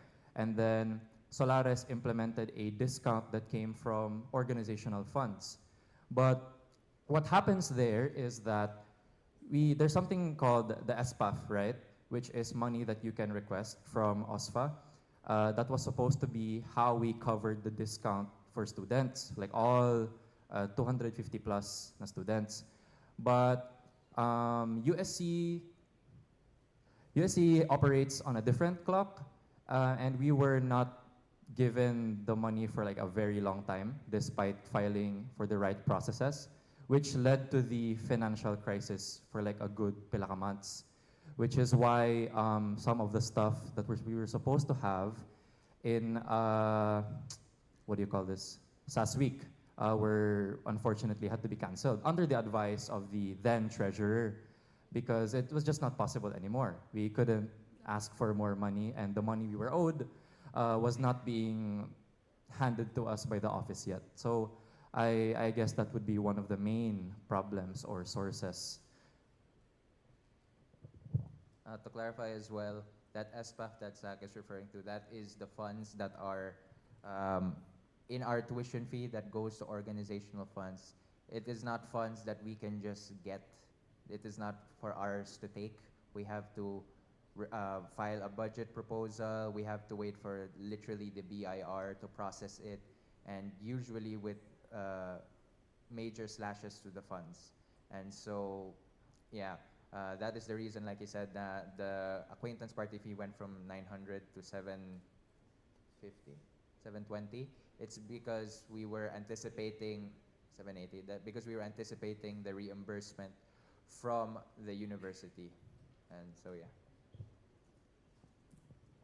All right, guys, once again, if you have any questions, please raise your hands.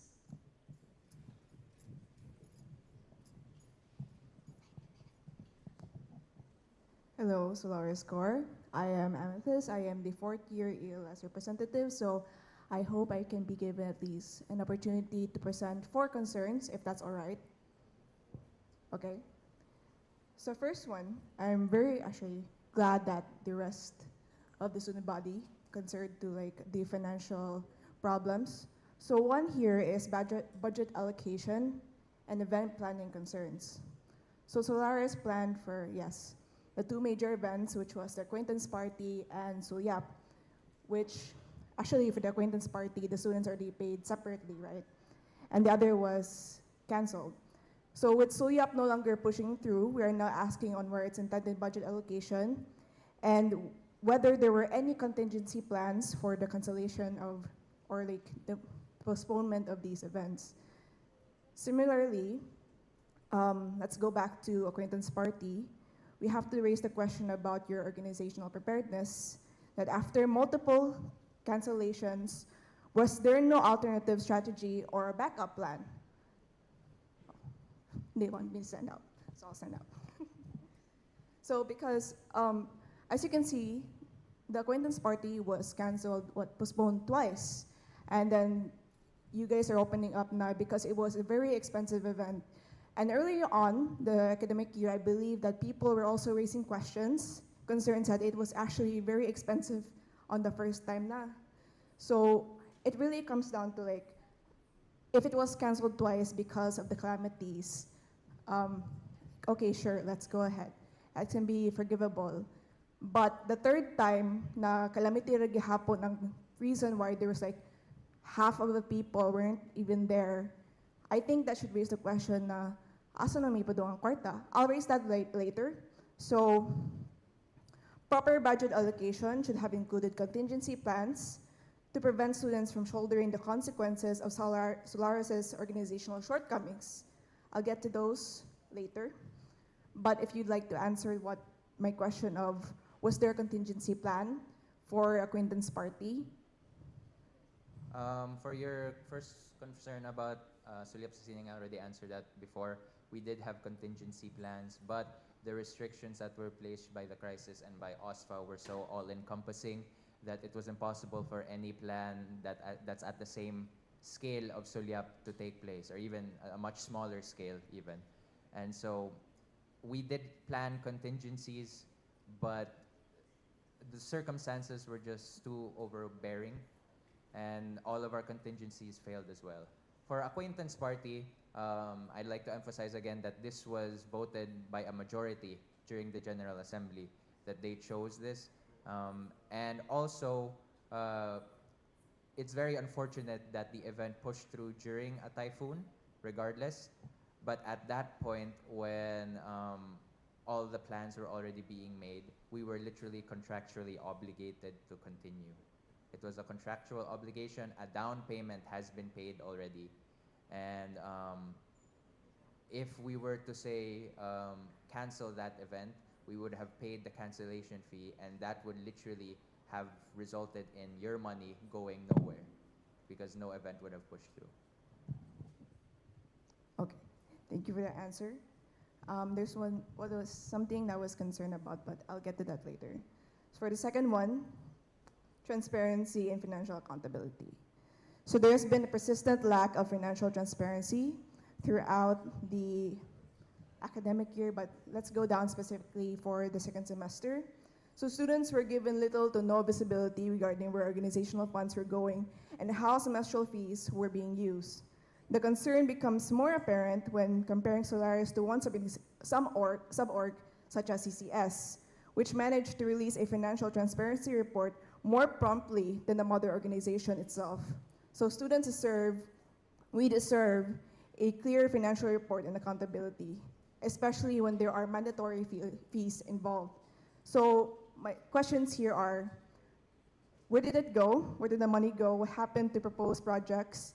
I saw earlier that there was like selling merch, but I can't recall exactly when the merch selling was or when it happened and how much of the income was actually generated from this. And were there other alternative income generating plans to reduce the dependence on semestral fees? In terms of financial transparency, as was mentioned by our auditor's message during the MOFID report, the financial transparencies are reserved for the General Assemblies because they contain sensitive financial information. And if there was any slow action or delayed response, of course we apologize as an organization, but we employ full transparency during the General Assemblies. We have shown where the money goes to, and as well, the documents are posted somewhat regularly on the Facebook community page, as well as they are available upon request, as is stipulated by the Constitution. Okay. So for my third question, semestral fee issues and our penalty fee concerns, which was raised earlier by also another student. So speaking of semestral fees, there was no sense of urgency in releasing the list of students who with unpaid balances. So instead, we only learned these through other officers. What happened then? We admit that the list of the people who have outstanding fees for SEM fees was admittedly very slow, and we apologize for that. I don't want to go into excuses, but our treasurer had resigned, and we had to ensure a proper turnover, a transition from then on, because we are handling money. We didn't want anything to go wrong, and that took priority over the list, and we apologize for that. I just full out admit that it wasn't a lack of urgency, but our priorities being elsewhere with the money, and we hope na after we heard na of the complaints with the inflated SEM fees, that our decision to revert back to the flat fee without the late fees would have answered your concerns already. Okay, just a follow up. Before posting about the announcement regarding the penalty fees, was there no one in the Solaris core that was actually concerned na almost everyone was going to pay 380 pesos? How did this happen actually? And why did no one actually talk about it or raise this concern among your group?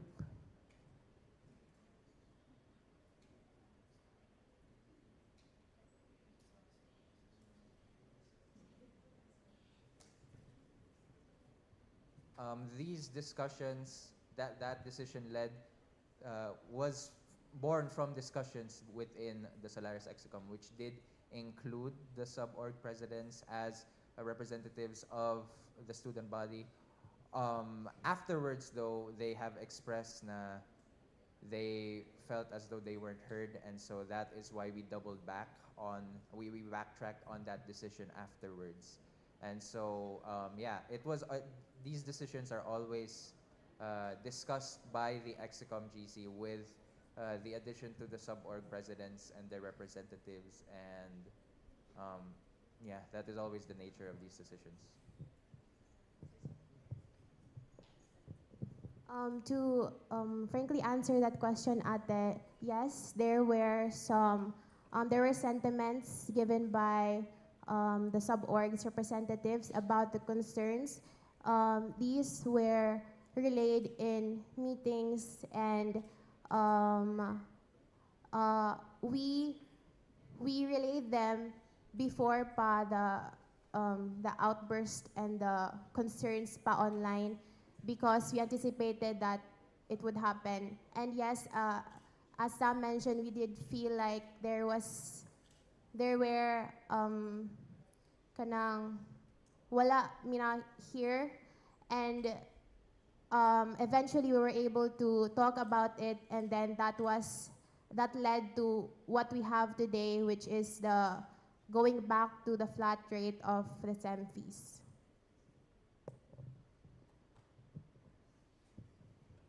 Okay, that's quite concerning for everyone in the group to actually have like a talk about it, a discussion about it, and then the sub-organization PVPs weren't heard. Perhaps it's a question that someone else can raise later, but I'll go on to my fourth and final question, which is, so senior sentiments and return on investment. So graduating naman good me, guys, so let's talk about this. So the graduating batch, particularly the fourth year ELS students, we feel really neglected and overlooked throughout the academic year. So if you are not aware, out of 11 students in the batch, only 3 were able to attend the acquaintance party due to the calamity we faced the same day. So if we count the numbers based on the early bird fee alone, approximately 8,580 from the batch went toward an event that many could not fully experience. So those that were unable to attend received only an apology, despite losing opportunities to participate, consume, socialize, and overall benefit from the event. More broadly, there is a growing sentiment among the seniors that they have never received a reasonable return on investment for their semestral fees. Solaris received approximately 5,500 from the batch, our batch, in some fees alone. Yet students feel they received little to nothing in return. There were no initiatives, activities, or programs specifically catering to us ELS seniors or anything that aligned with our interests. Even department-related or CS initiatives could have provided value. I don't know. I'll just end it like this na lang, because this is like really degrading the atmosphere, the energy, no? Many of the seniors, we feel that they spent their final year disconnected from the organization, and we are totally left in the dark. But we are raising these concerns not only for accountability, but in hopes that the future administrations could avoid repeating the same mistakes. So if there are other people who are vying for the position of PVP of Solaris, hopefully you'll learn from this, and hopefully you'll be inspired to do better.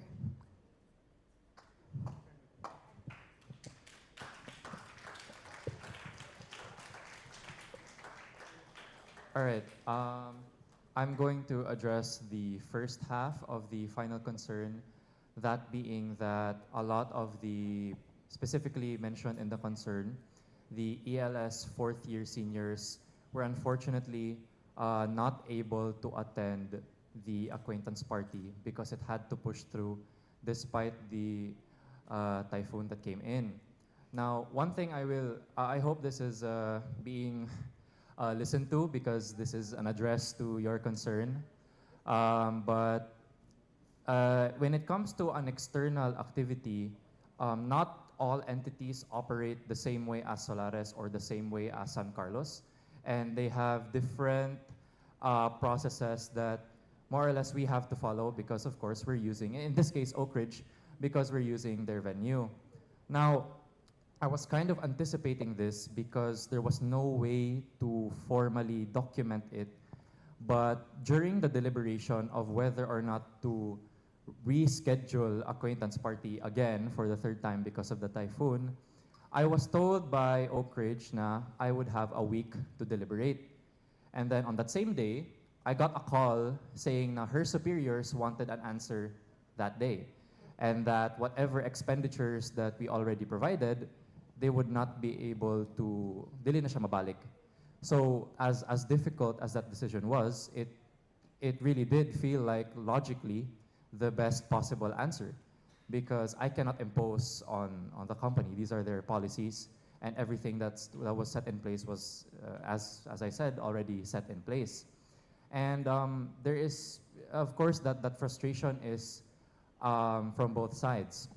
This is more of a personal attest siguro, but of course, seeing all that work you pour into the acquaintance party and then knowing na ay mga uban nga dili maka-attend, of course, that's, and knowing that you have to just accept that na lang is of course unfortunate, no?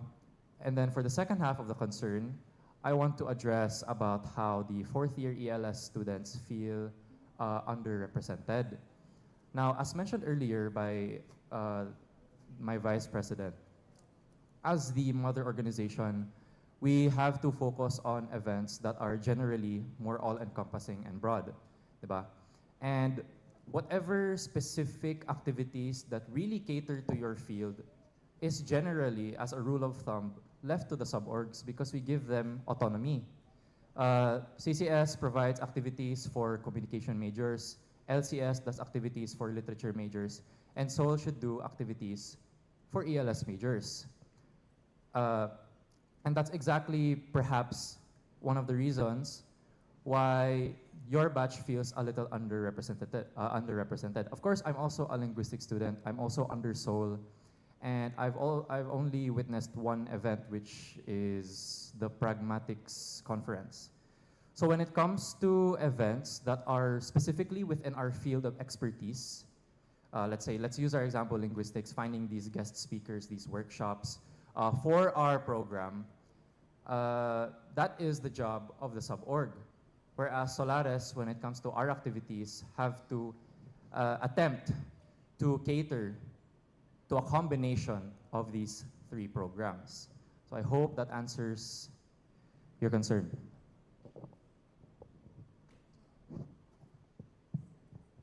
Thank you, Zach. I just want to point out that linguistics overall is a very broad program. Thank you for representing ELS. But I'd like to note that most of the initiatives from Solaris this year were very creative. It's not bad to be creative, but I think that you guys, there was an opportunity here for more workshops, for more workshops that could have, like, for example, we do a lot of techie stuff with like word sheets, all that. Perhaps there could have been an opportunity there to gain more skills technically and not more on the creative side is okay. But technical skills would also benefit everyone from comms to ELS to LCS. So maybe that's something that the next administration could also look forward to. Thank you for that, Amethyst. Like I said, our philosophy is to be all-encompassing of all three programs. And it's funny that you mentioned workshops because our two workshops that we did this year, we thought were all-encompassing of the three workshops. For the three programs, sorry. The visual communication and how information can be conveyed visually through words, through images, and audibly during our fade-in audio recording workshop. We had assumed that that would have been catered to all three interests and fields, and so I am disappointed to hear that that is not the case. Okay, thank you. I believe we have a next question. I have to run. Oh, si Josh pa di ay. Hi, my name is Joshua. I am a fourth year LCS student. So my first question is, majority of us here, with the exception of the freshies, are aware of the promises you made during the town hall last school year. Now my question is, were you able to fulfill the promises you made in that town hall? I'll give examples. Tara Lingua, USC Presscon, CS Monitoring and Tracking System, Kahimsugan sa Solaris, collaboration with other organizations, and the payment cheat sheet, among others. Were you able to accomplish your plans and promises made during that town hall? Okay, I'm a bit confused by that. The entirety of this General Assembly has been us talking about the accomplishment reports of our platforms. And yeah, we literally have our platforms in the slides and we discussed one by one if they have succeeded. Okay. I have a second question. As a student org, you have the responsibility to protect your constituents and remain neutral in the case where it concerns them, since the constituents are part of the organization and they form the organization. During the time where two of your constituents were being slandered on social media, what did you do to protect them? If yes, kindly elaborate. I'm gonna ask you to be more specific. During the time of USC Days, when two of your constituents were slandered on social media, what did you do to protect them? You want me to be more specific? Be specific? Okay. I think I have a general idea of what this is about. So I'll try to answer without revealing too much sensitive stuff. But siguro the brunt of efforts of Solaris specifically was done behind the scenes because that was actually the request of the quote-unquote recipient of the whatever it is that they need to be protected from, specifically with SAS Council and SAS itself. I'm not sure if you were there actually, Josh, sa meeting. I wasn't. You weren't? I wasn't. Okay, you weren't, but I know one of your members was there. So part of what Solaris has done as an organization is, of course, to collaborate with SAS Council about this because this was a school and arts and sciences problem. So we had input in the delivery of the statement, in the timeline of postings for what needs to be done to handle this matter as effectively as possible. I would like to add also that one of these individuals that you've alluded to has been approached by both his own sub-organization and the mother organization for a private conversation and yet has declined both times.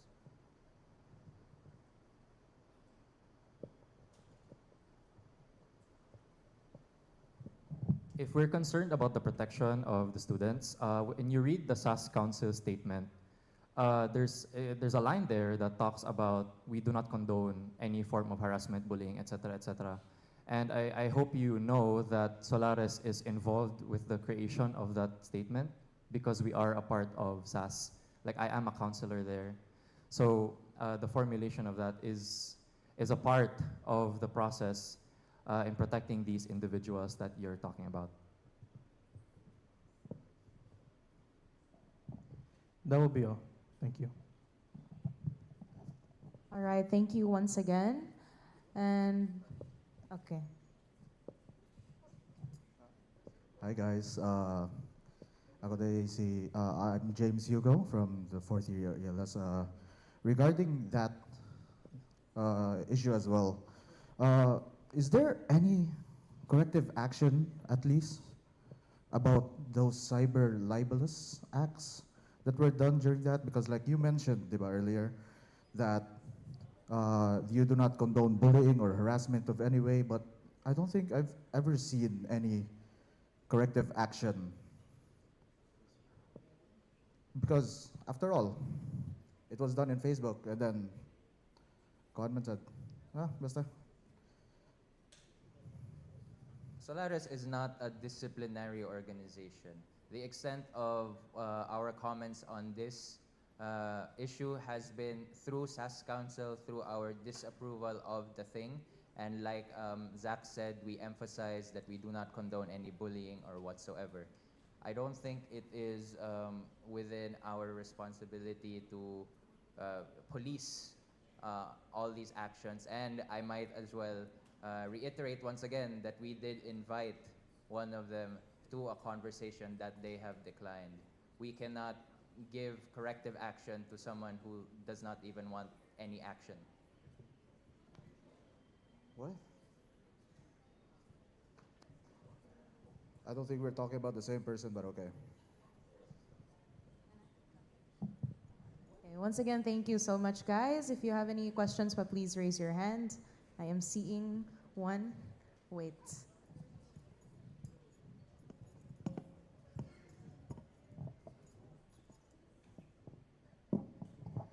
Okay, this is pertaining to elections. I would like to ask, I don't know if this question should be directed to the COMELEC chair, but I would like to ask how many people were nominated for the position of PVP.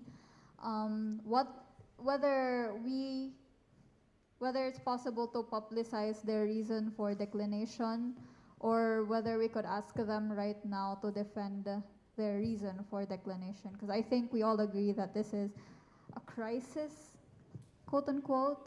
It can be attributed as such, the lack of candidates thus far.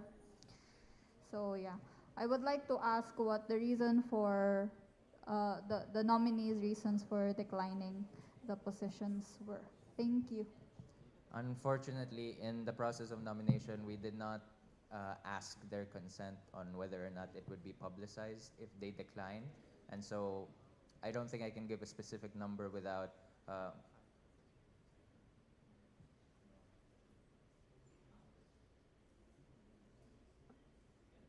well, we can't name a specific number for the sake of respecting their privacy because we didn't inform them that this information would be for us to use.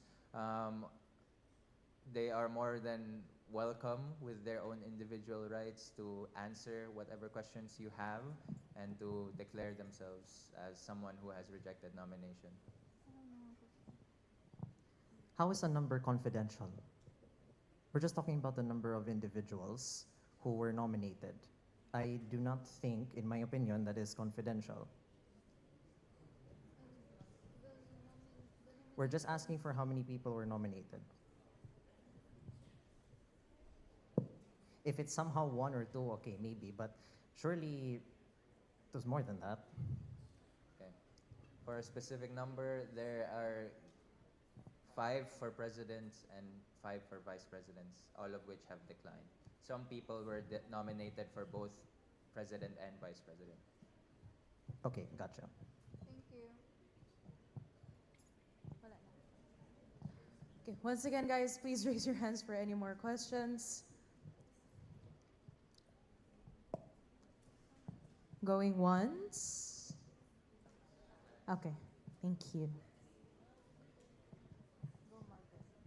Hello guys. Very light Rani. Koan, since we're graduating students, do you have any plans like for graduation ball? We have ba ganon or what? kay we don't have memorable activities via due to crisis, sa mga calamities and whatsoever. So, hoping we wala lang, pero honest answer. Yeah. Ay, nag-ask namin ni Doktan, ano siya ngo, kanang kamiro daw ang estudyante, amot kasi man address, Solaris, I don't know. So, and that unsay process sa last year, kay naka-graduation ball sila or like tapok-tapok for 4th year, so I don't know, guys. Enlighten me. Sure. For the last year's graduation ball, it was Ethan Dublin, Trisha Rebaila, and KJ Remoto's plan for their whole graduating batch in DCLL in general. And the current term, I believe it was Gian's term, provided assistance with program flow, with certificates, awardings, and other necessary certifications. And it all started with those three. So that was the typical process. Regarding for your graduating batch, there were no, so if you guys want, you can make your own plan, like if you want na either by program or as DCLL as a whole, and depending on the working capacity that Solaris and the rest of the sub-organizations have, then we can provide assistance. So to further contextualize it like specifics, Trisha, Ethan, and KJ were already discussing the logistics, so like the bulk of the grad ball, like the planning for the venue and everything else was set in place, and Solaris was able to provide assistance for like hosting and all the other auxiliary matters. Pero the bulk of the event planning was done by the outgoing batch, the graduating batch. To simplify lang, the grad ball was never a Solaris initiative. I can speak to this as well because I've been in this department for 5 years already, and Vincent's correct na how it used to go was it would be each program would have their own grad ball if they would like. And the grad ball last year that was thought up by the outgoing students at the time were their plan, and they asked Solaris for help, which we will offer if you ask likewise. Thank you so much, guys. Congratulations once more to the graduating students. So, any more questions pa? Okay. Ang next question na sa luyo, guys. Oh my God. So, hello, my name is Isabel D. Cataran. I am a BA ComEd incoming second year. And I was listening to the answers that you gave the graduating students about their grad ball. And while I believe that, okay, if they want to take initiative, sure, but going back to your answers from certain questions a while ago, you really put emphasis on the fact that Solaris is about making events that is catered for the three courses. And I believe, or this is not really a question, I think this is more of a suggestion that Solaris should make initiative as the mother org for these courses, because for acquaintance party, there are so many people who be willing to attend that, freshmen, graduating students, sophomores, juniors, but with grad ball, it's something that only one batch will experience. And it's like the mark that makes them remember, okay, college was such a great time because of this and because of that. And I feel like people shouldn't, or the seniors shouldn't wait to make plans in order for it to happen. Like it should be something that the graduating students should be given to. So that's all. That's my suggestion. Thank you.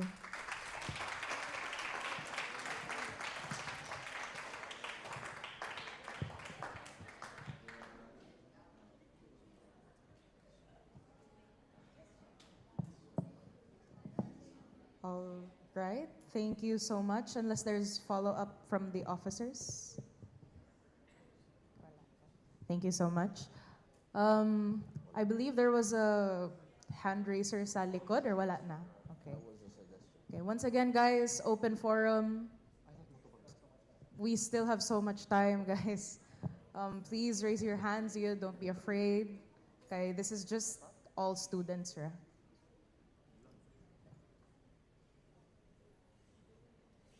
No, I'd just like to reiterate, thank you for that. That's a very good point. This should have been an initiative from the start, Jude. Kay. As like just to reiterate my concern earlier, the fourth years have much less to nothing, because for ALS, kay, sa first semester na mo, it's like defense, and second semester OGT. So we actually cannot be here all the time. So what are we paying the membership fee for? And I think like the rest of the fourth years from LCS and COMS feel the same way. So really, this could have been our way of ganang, or ay na mo, na makuha me something in return sa mong membership fee. Also, like to correct lang, it was an initiative by Katrina Rivardo, KJ Moto, and si, sorry, I forgot her name. Trisha Rebaila, yes, I'm so sorry, but I love Trisha.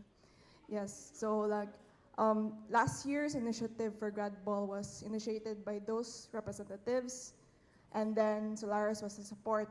But knowing that you guys were also part, some of you were part of the Solaris last year, maybe this could have been a plan from the very start as well. So maybe next year, have fun na lang. Thank you so much, guys. So once again, please raise your hands. Asa. Wait, what? Oh, okay. Sorry, guys. Oh my gosh. So much cardio today. Hello. So, my name is Gian Capitan from the literary course, fourth year. So, regarding the grad ball pod, I just wanted to give an advice pod na knowing that we're just small in numbers. I think planning a grad ball overall for like the number of us fourth years, not just from LCS but COM and ELS, is actually kanang a possibility. And knowing that it happened last year, it should have been already a thought process ahead of time. This is something to expect. Although, of course, given the situations that happened, but I was thinking lang unta na, this could have been like a possibility. And I know that the mention of the sub-org to handle it, but the thing is with the sub-org, that's also separate. You guys are the mother org, so you really have to consider not just the sub-orgs, but all of us. So in terms of us, kami fourth years, it's just sad na we cannot have that opportunity. Or if it can happen, kamo lang, pero knowing the situation we're in, I don't think it's possible. And it's sad to say that despite our numbers being this small, we're not like the other departments where there are more than 1,000 fourth years.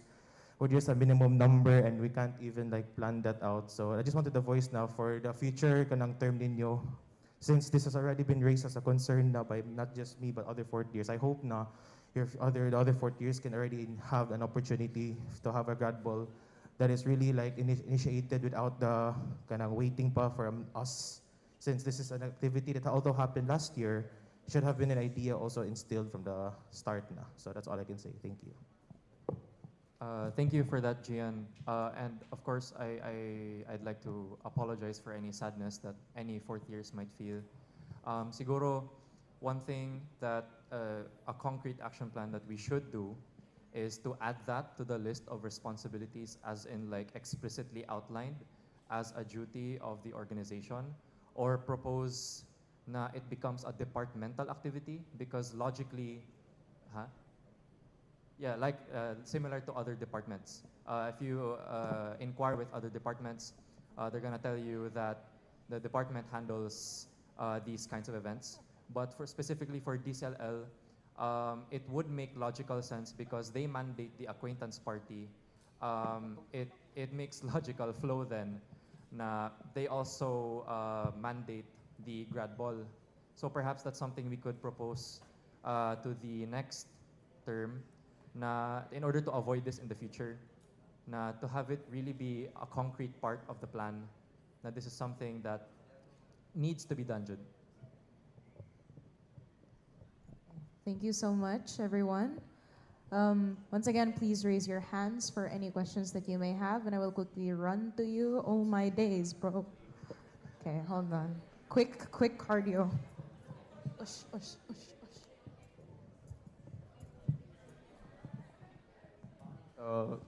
Good afternoon.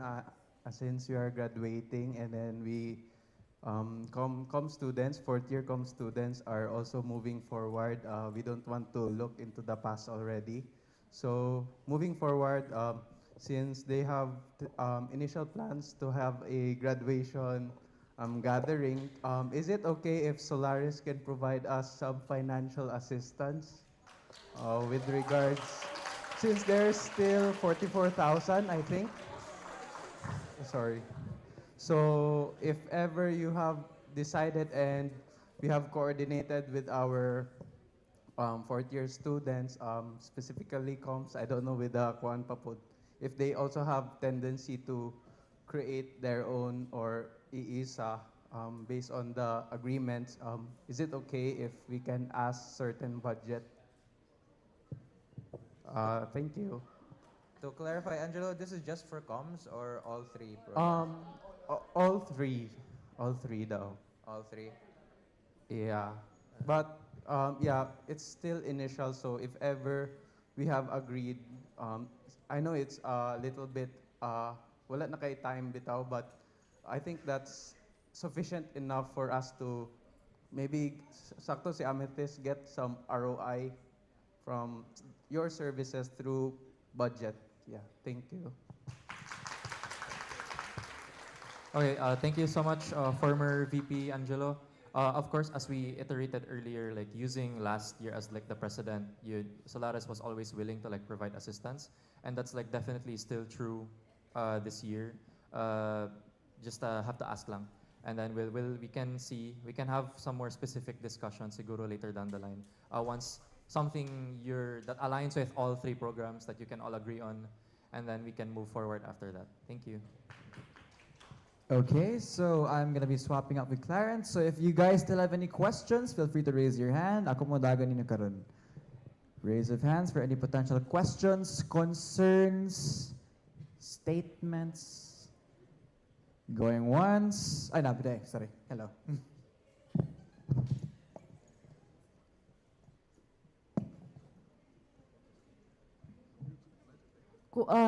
Concern. Kalma na nga. Inhale, exhale sa takay. Grabe ka, kuan, serious. Grabe sa si Rice, mo picture naman siya flash. Kuan, wala lagi icebreaker. Kana gani kay.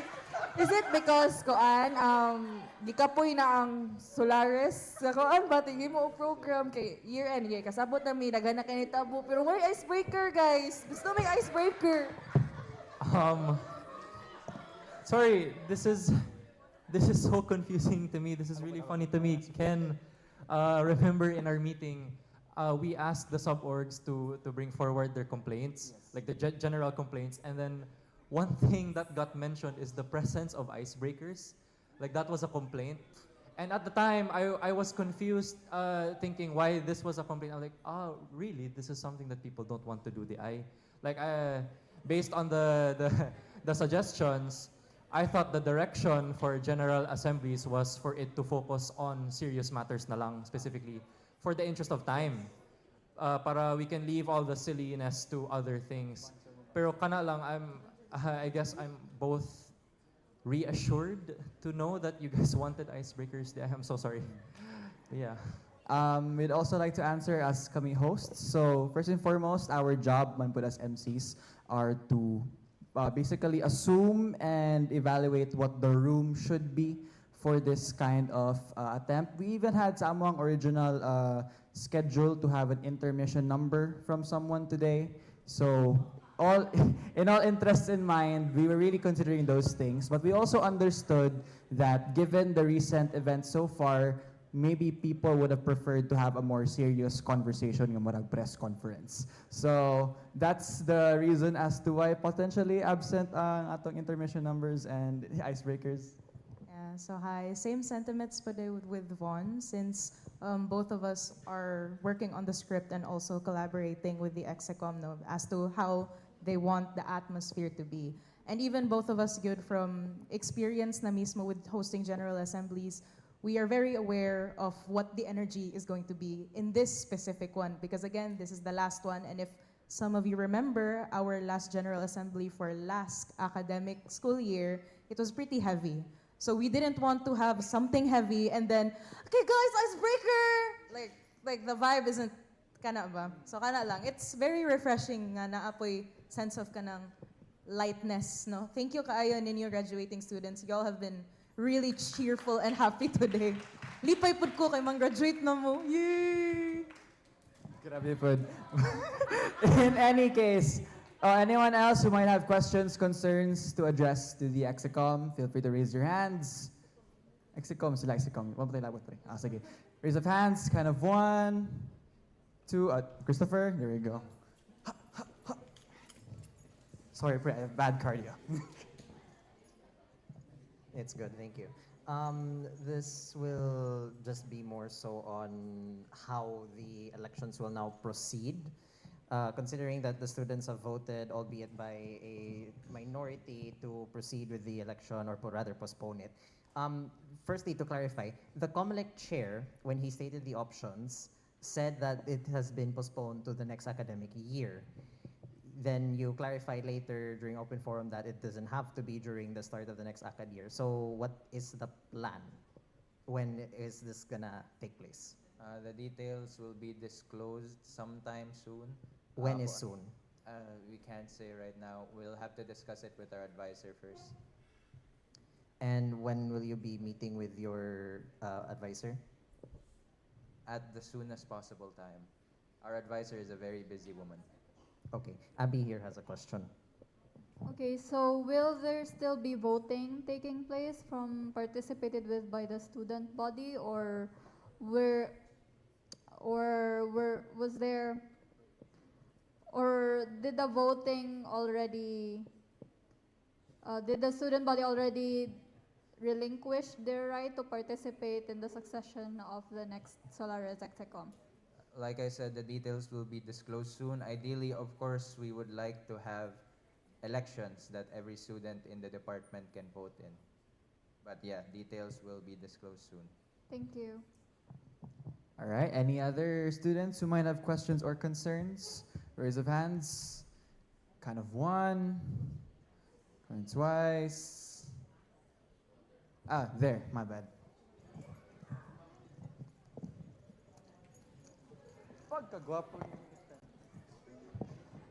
Hello, my name is Ethan John Nanyas from BA ComEd. I'm a first year coming in second year. This is actually one of my concerns because as a first year going to second year and as a member of Press D, when are we going to pass down the mantle or retain our retain our position in Press D? It's going to be like next school year na, so basig wala na mi or basig mag-retain pa mi sa mong position. So you're asking whether we retain our position in the desk that we are in? Yeah. We will be filing, as you said earlier, na nakitaan na to ang recruitment. So there will be a recruitment for desk for each start of the year. So it will be up to the people in Press D to apply again or whether not to. Okay, thank you. Any other questions, concerns, statements from the studentry? Calling once, calling twice, calling 3 times. Guys, I'd like to emphasize this will be the last General Assembly of the year. So if you have any other questions and concerns, calling 3 times. And that's that, ladies and gents. Thank you so much for attending our open forum segment. Everyone, a round of applause to our Societatis officers. Of course, hopefully, thank you so much because we were able to establish and understand some questions and concerns we all had as a body. But yeah, nevertheless, it's been a very productive talk. No, it's been super interesting. So, as we go in with our closing remarks, we'd like to invite once again the statements. We'd like to invite, of course. Wow, okay. Napatay sound effects. Thank I you didn't for know, the soundbite, my lord. I didn't know we had that in the budget. wait, no, that's okay. That being said, as we go in with our closing remarks, may you please welcome once again the Societatis Vice President, Mr. Samuel Mendez II.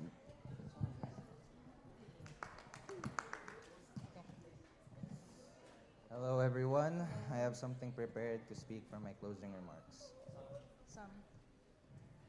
They say ambition without delivery is just arrogance. I stand here in front of you all with this organization of ours in unclear hands. The reason for that are many, a lot of which are integral flaws in our leadership and decision making. Of the many mistakes we have made, the most absolute one is how we failed to inspire you all, how we failed to continue Solaris into the future. It is a deep failure of leadership, and one Zach and I saw in previous administrations that we wanted to amend from the very start, but have clearly not been successful in doing so. I will not belabor you all to excuses and attempts to sugarcoat our shortcomings, but I will say this. In the 2 times I've taken leadership in this department, the outgoing person in those positions failed to give me adequate advice on what to expect. This time around, I intend to remedy this. I hope that what I'm going to say next will not result in the incoming officers, whoever they may be, being scared off, or the student body at large interpreting it as excuses for our lapses. I assure you it is not. These are merely descriptions of the realities of being an officer in this organization, under this department, and under this university that I wish was given to me, and that I, in turn, am now giving to you. First off, you will begin with a drive and passion for our department to succeed. You will have your students' constituents' best interests and passions at heart and strive to right any wrong you've seen before. You will find that the coming summer break, which in many of your cases will be your last summer break, will not apply to you as you spend the entirety of it planning your term. You will be, even before the year begins, witness to the Office of Student Formations and Activities. You will see the increasingly difficult and time-depleting restrictions and guidelines that will become recurring throughout your tenure. You will see these same guidelines contradict themselves time and time again and clash with other offices and agencies within the university. You will see new restrictions and guidelines introduced without warning that may at best significantly downgrade your plans and at worst derail them. You will be in an academic year with the 4th TOEFL this decade and a continuing faculty crisis as we lose more and more professors, while somehow simultaneously having a growing student population year after year.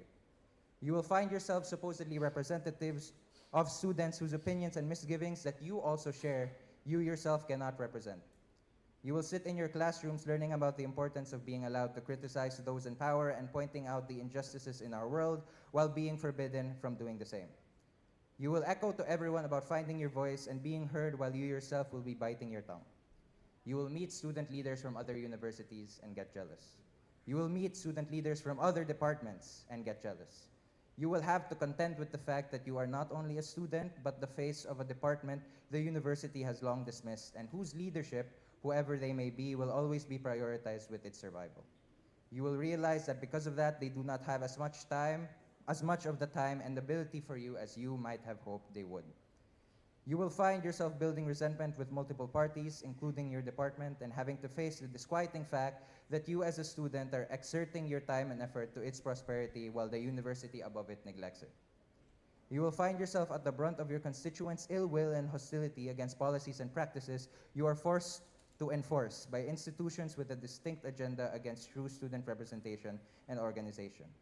You will find it overwhelming, you will find it frustrating, and sparingly you will find it fulfilling.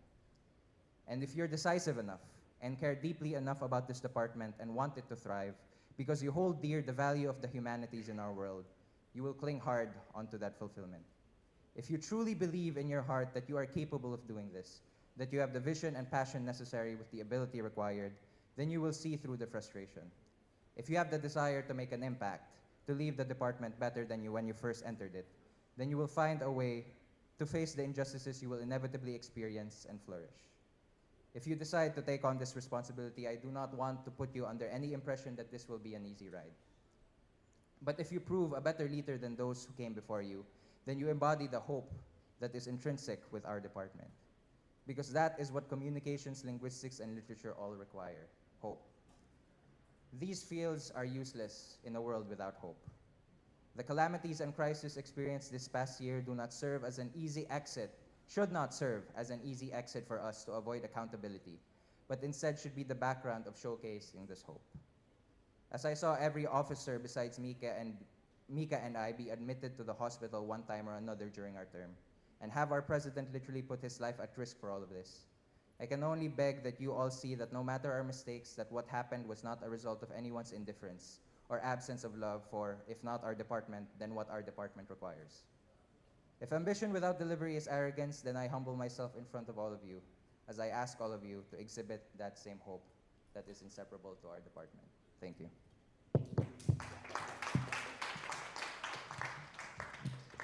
And with that, thank you so much, Sam, for that very deep and thoughtful closing sentiments. No, so once again, for those of our continuing and our new representing officers for each of our sub-orgs, and to those who might be potentially considering Solaris for next year, we, the DCLL, will support you as best as we can as we cultivate a more open, transparent, and inclusive community.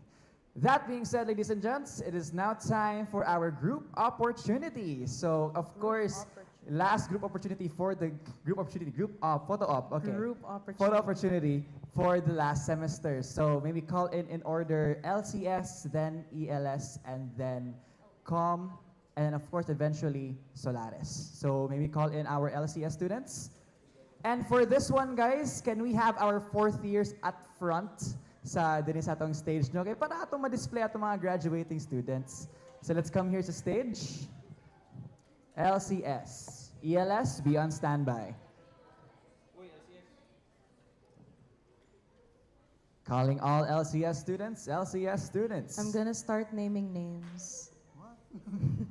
Ay, nibarog na sila. Dili na ako manimog names. What? Once again, LCS students, please come forward. I know that we are small in number, but in spirit, we are very big.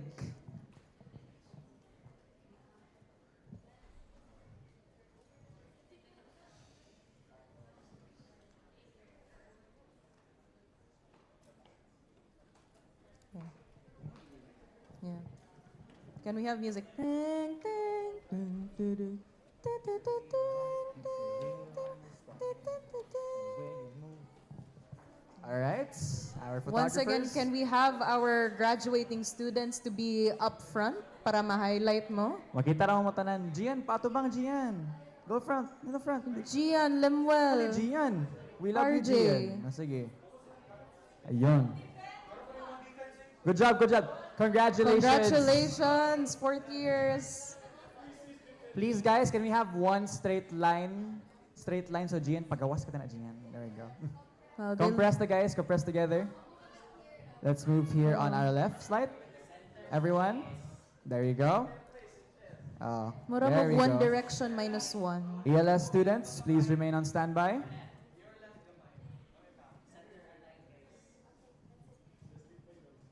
Count of camera. 1, 2, 3. Another 1, 2, 3. Oh. Wala may wacky, guys. Wacky, wacky, wacky. Wow. Ush, ush, ush. Sige, count of 1, 2, 3. Yay. Thank you so Congratulations. much. Up next, ELS students, please stand up. Let's go, ELS students. Congratulations to all of our graduating fourth years for LCS. Communications, please remain on standby. Yeah, majority of the room. Ding, ding, ding, ding, ding.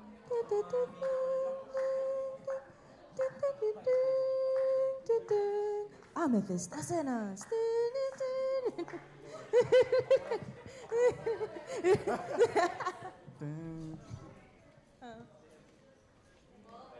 Ayun, we have a lot of ELS students today pala. Yes. O pre. See, all right, 4th years, please come forward. Congrats, guys. Igarbo nga you survived 4 years of linguistics. What a wonderful, wonderful experience. Maybe the Latin honors were the friends we made along the way. All right, let's all compress, guys. Fourth years sa front. Some in the front. There you go. Guys, mura lagi mo dili friends. Let's move here to the right, like one step to your right. Hugo, come closer. Sige. Sige pa. Are we good? Are we live? Are our photographers satisfied with the placements? Pakita Guys, mo, pakita guys. mo, guys. Ayun. Let's take a moment to shine. Perfect. There we go. Camera, eyes at camera. 1, 2, 3. Another 1, 2, 3. Wacky. Good job on second Sam. Perfect. All right. Good job, Hugh. And now, thank you so much, ELS. And now maybe call in our comm students. That's like majority of the population in the room Uy, right daghan ba now, nato? including you and me, Yvonne. Guys, shout out day sa uniform ni Adelaide. Kida kasi mga comments sa yang ano, nice kita naman guys. Lagi. More siya lab coat pero you know.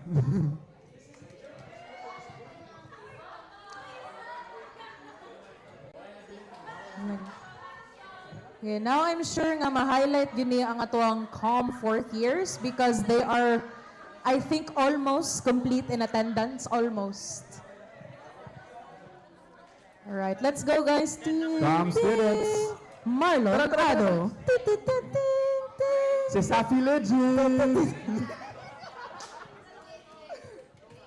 Tarakom. Come one, come all. There's more to come with COM.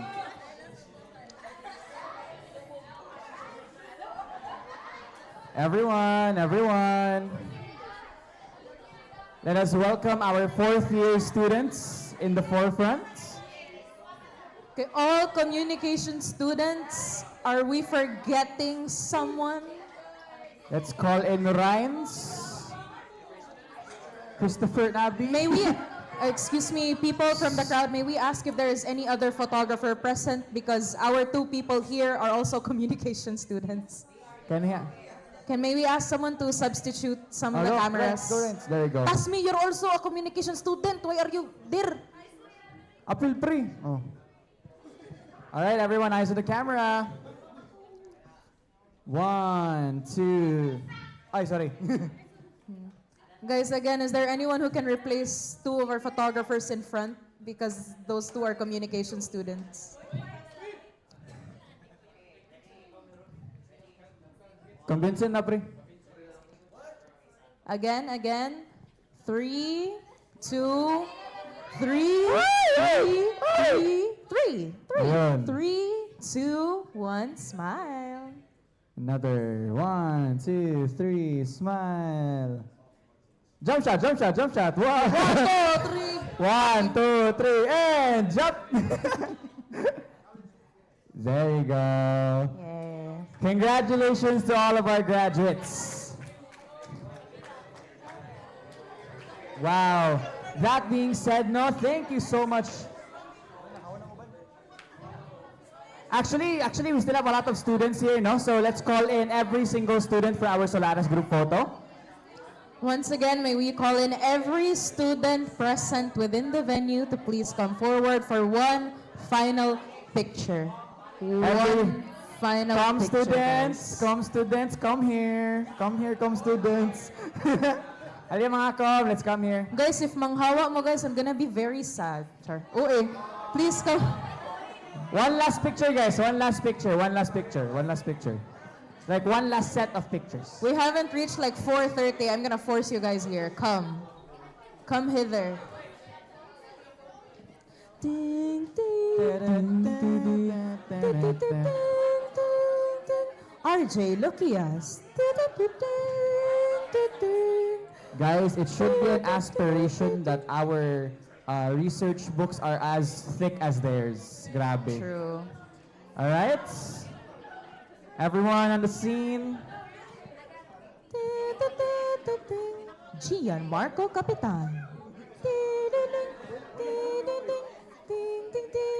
All right.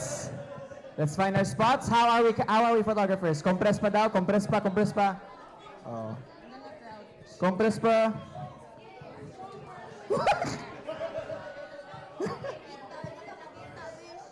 Compress. Okay. Everyone kind of 1, 2, 3. Another 1, Why are we holding up 2, numbers? 3. Last one, Wacky, 6, 7. There you go. Thank you so much, everyone, for attending the Solaris General Assembly. We hope you had fun, and we wish you guys a wonderful SEM off. This has been your Lord Pratt host, Anthony Bongadi. And I am Mary Clarence Gazan, your sugar, spice, and everything nice. Signing off. All Vox Colloquium members and campus publication representatives, please stay behind for a short debriefing. Once again, all Vox Colloquium members and campus publication representatives, please stay behind for a short debriefing.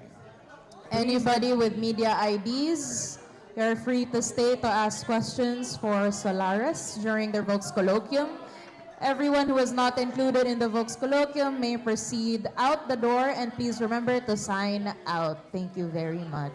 As you exit the venue, please do remember to, of course, ensure that all of your items are with you as you sign out. Thank you so much.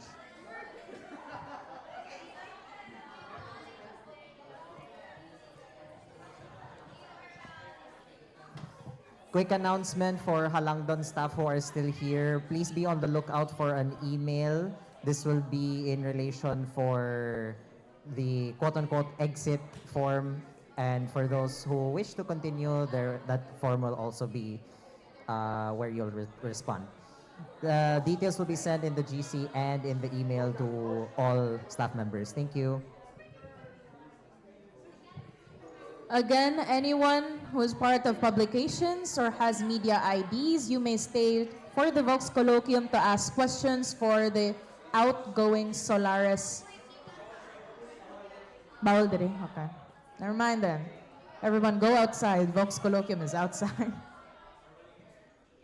Please ensure all of your items and everything are with you at all times. Thank you. In the case that you have used the charger ports, please remember to unplug your chargers and take them with you.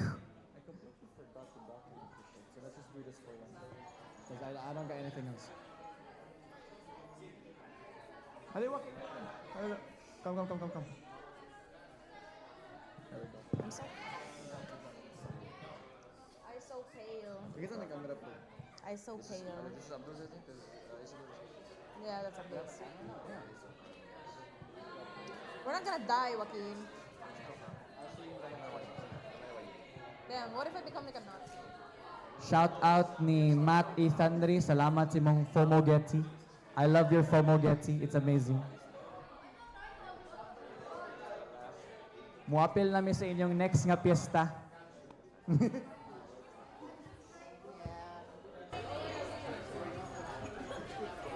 Once again, calling in to all publications and media IDs, Anyways, please remain. they're for having our Vox the Colloquium call again segment. for Vox Colloquium. However, due to restrictions in the venue, we will not be able to bring Vox Colloquium Again, for to you students who have media IDs or live. part of publications, you may stay behind for the Vox Colloquium to ask questions for the outgoing Solaris officers. And Thank you. we will be bringing Vox to you as a Kung video, ganahan mo which will be magpasign sa released inyong clearance. after. Vox Colloquium will be outside apparently, so There you go. please be guided. Please be guided. Yeah, Vox Colloquium will be held outside of the venue, and there is nowhere for us to set up our equipment. So for our live broadcast, this is where we will end the Solaris General Assembly coverage from Halangdon. I did not know we had clearance. Do you have any closing thoughts, Abby, for the assembly, our coverage? I think it's very sad that the initiative in DCLL has declined since last year, and I think it's a crisis that has to be addressed good. I was also holding out hope that the election should take place today, because I think it would exemplify that the outcome now is the succession is going to take place over the summer, which exemplifies the title Solaris Pugsanay Gyud. Not to mention the withdrawal or the great reduction of time that the next term has to prepare for their upcoming term, which is the next school year, 2026 to 2027. And also, not to mention, and which was discussed during the open forum, that the registration of Solaris as an organization under OSFA is, well, at stake because it takes place during summer. And when the school year begins, board registration is closed. So if they don't get a new head for Solaris, how are they going to proceed with the registration, right? Not to mention, it's almost like a moral failing for the department at this point. Because if the incoming president and vice president candidates have to be extra encouraged, for a lack of a better term, because we can very well say they will be we can very well say they will be forced. I lost my train of thought. I think there's a question as to the extent of their there will be a question as to what the extent or the extent of their commitment to the department. That's all I have to say regarding the sad turnout, for me at least, the sad turnout of today's voting, which pertains to the elections for the next academic year. Yes. So, like I said, this is where we will end our coverage for the final General Assembly of this Solaris Executive Committee, school year 2025 to 2026.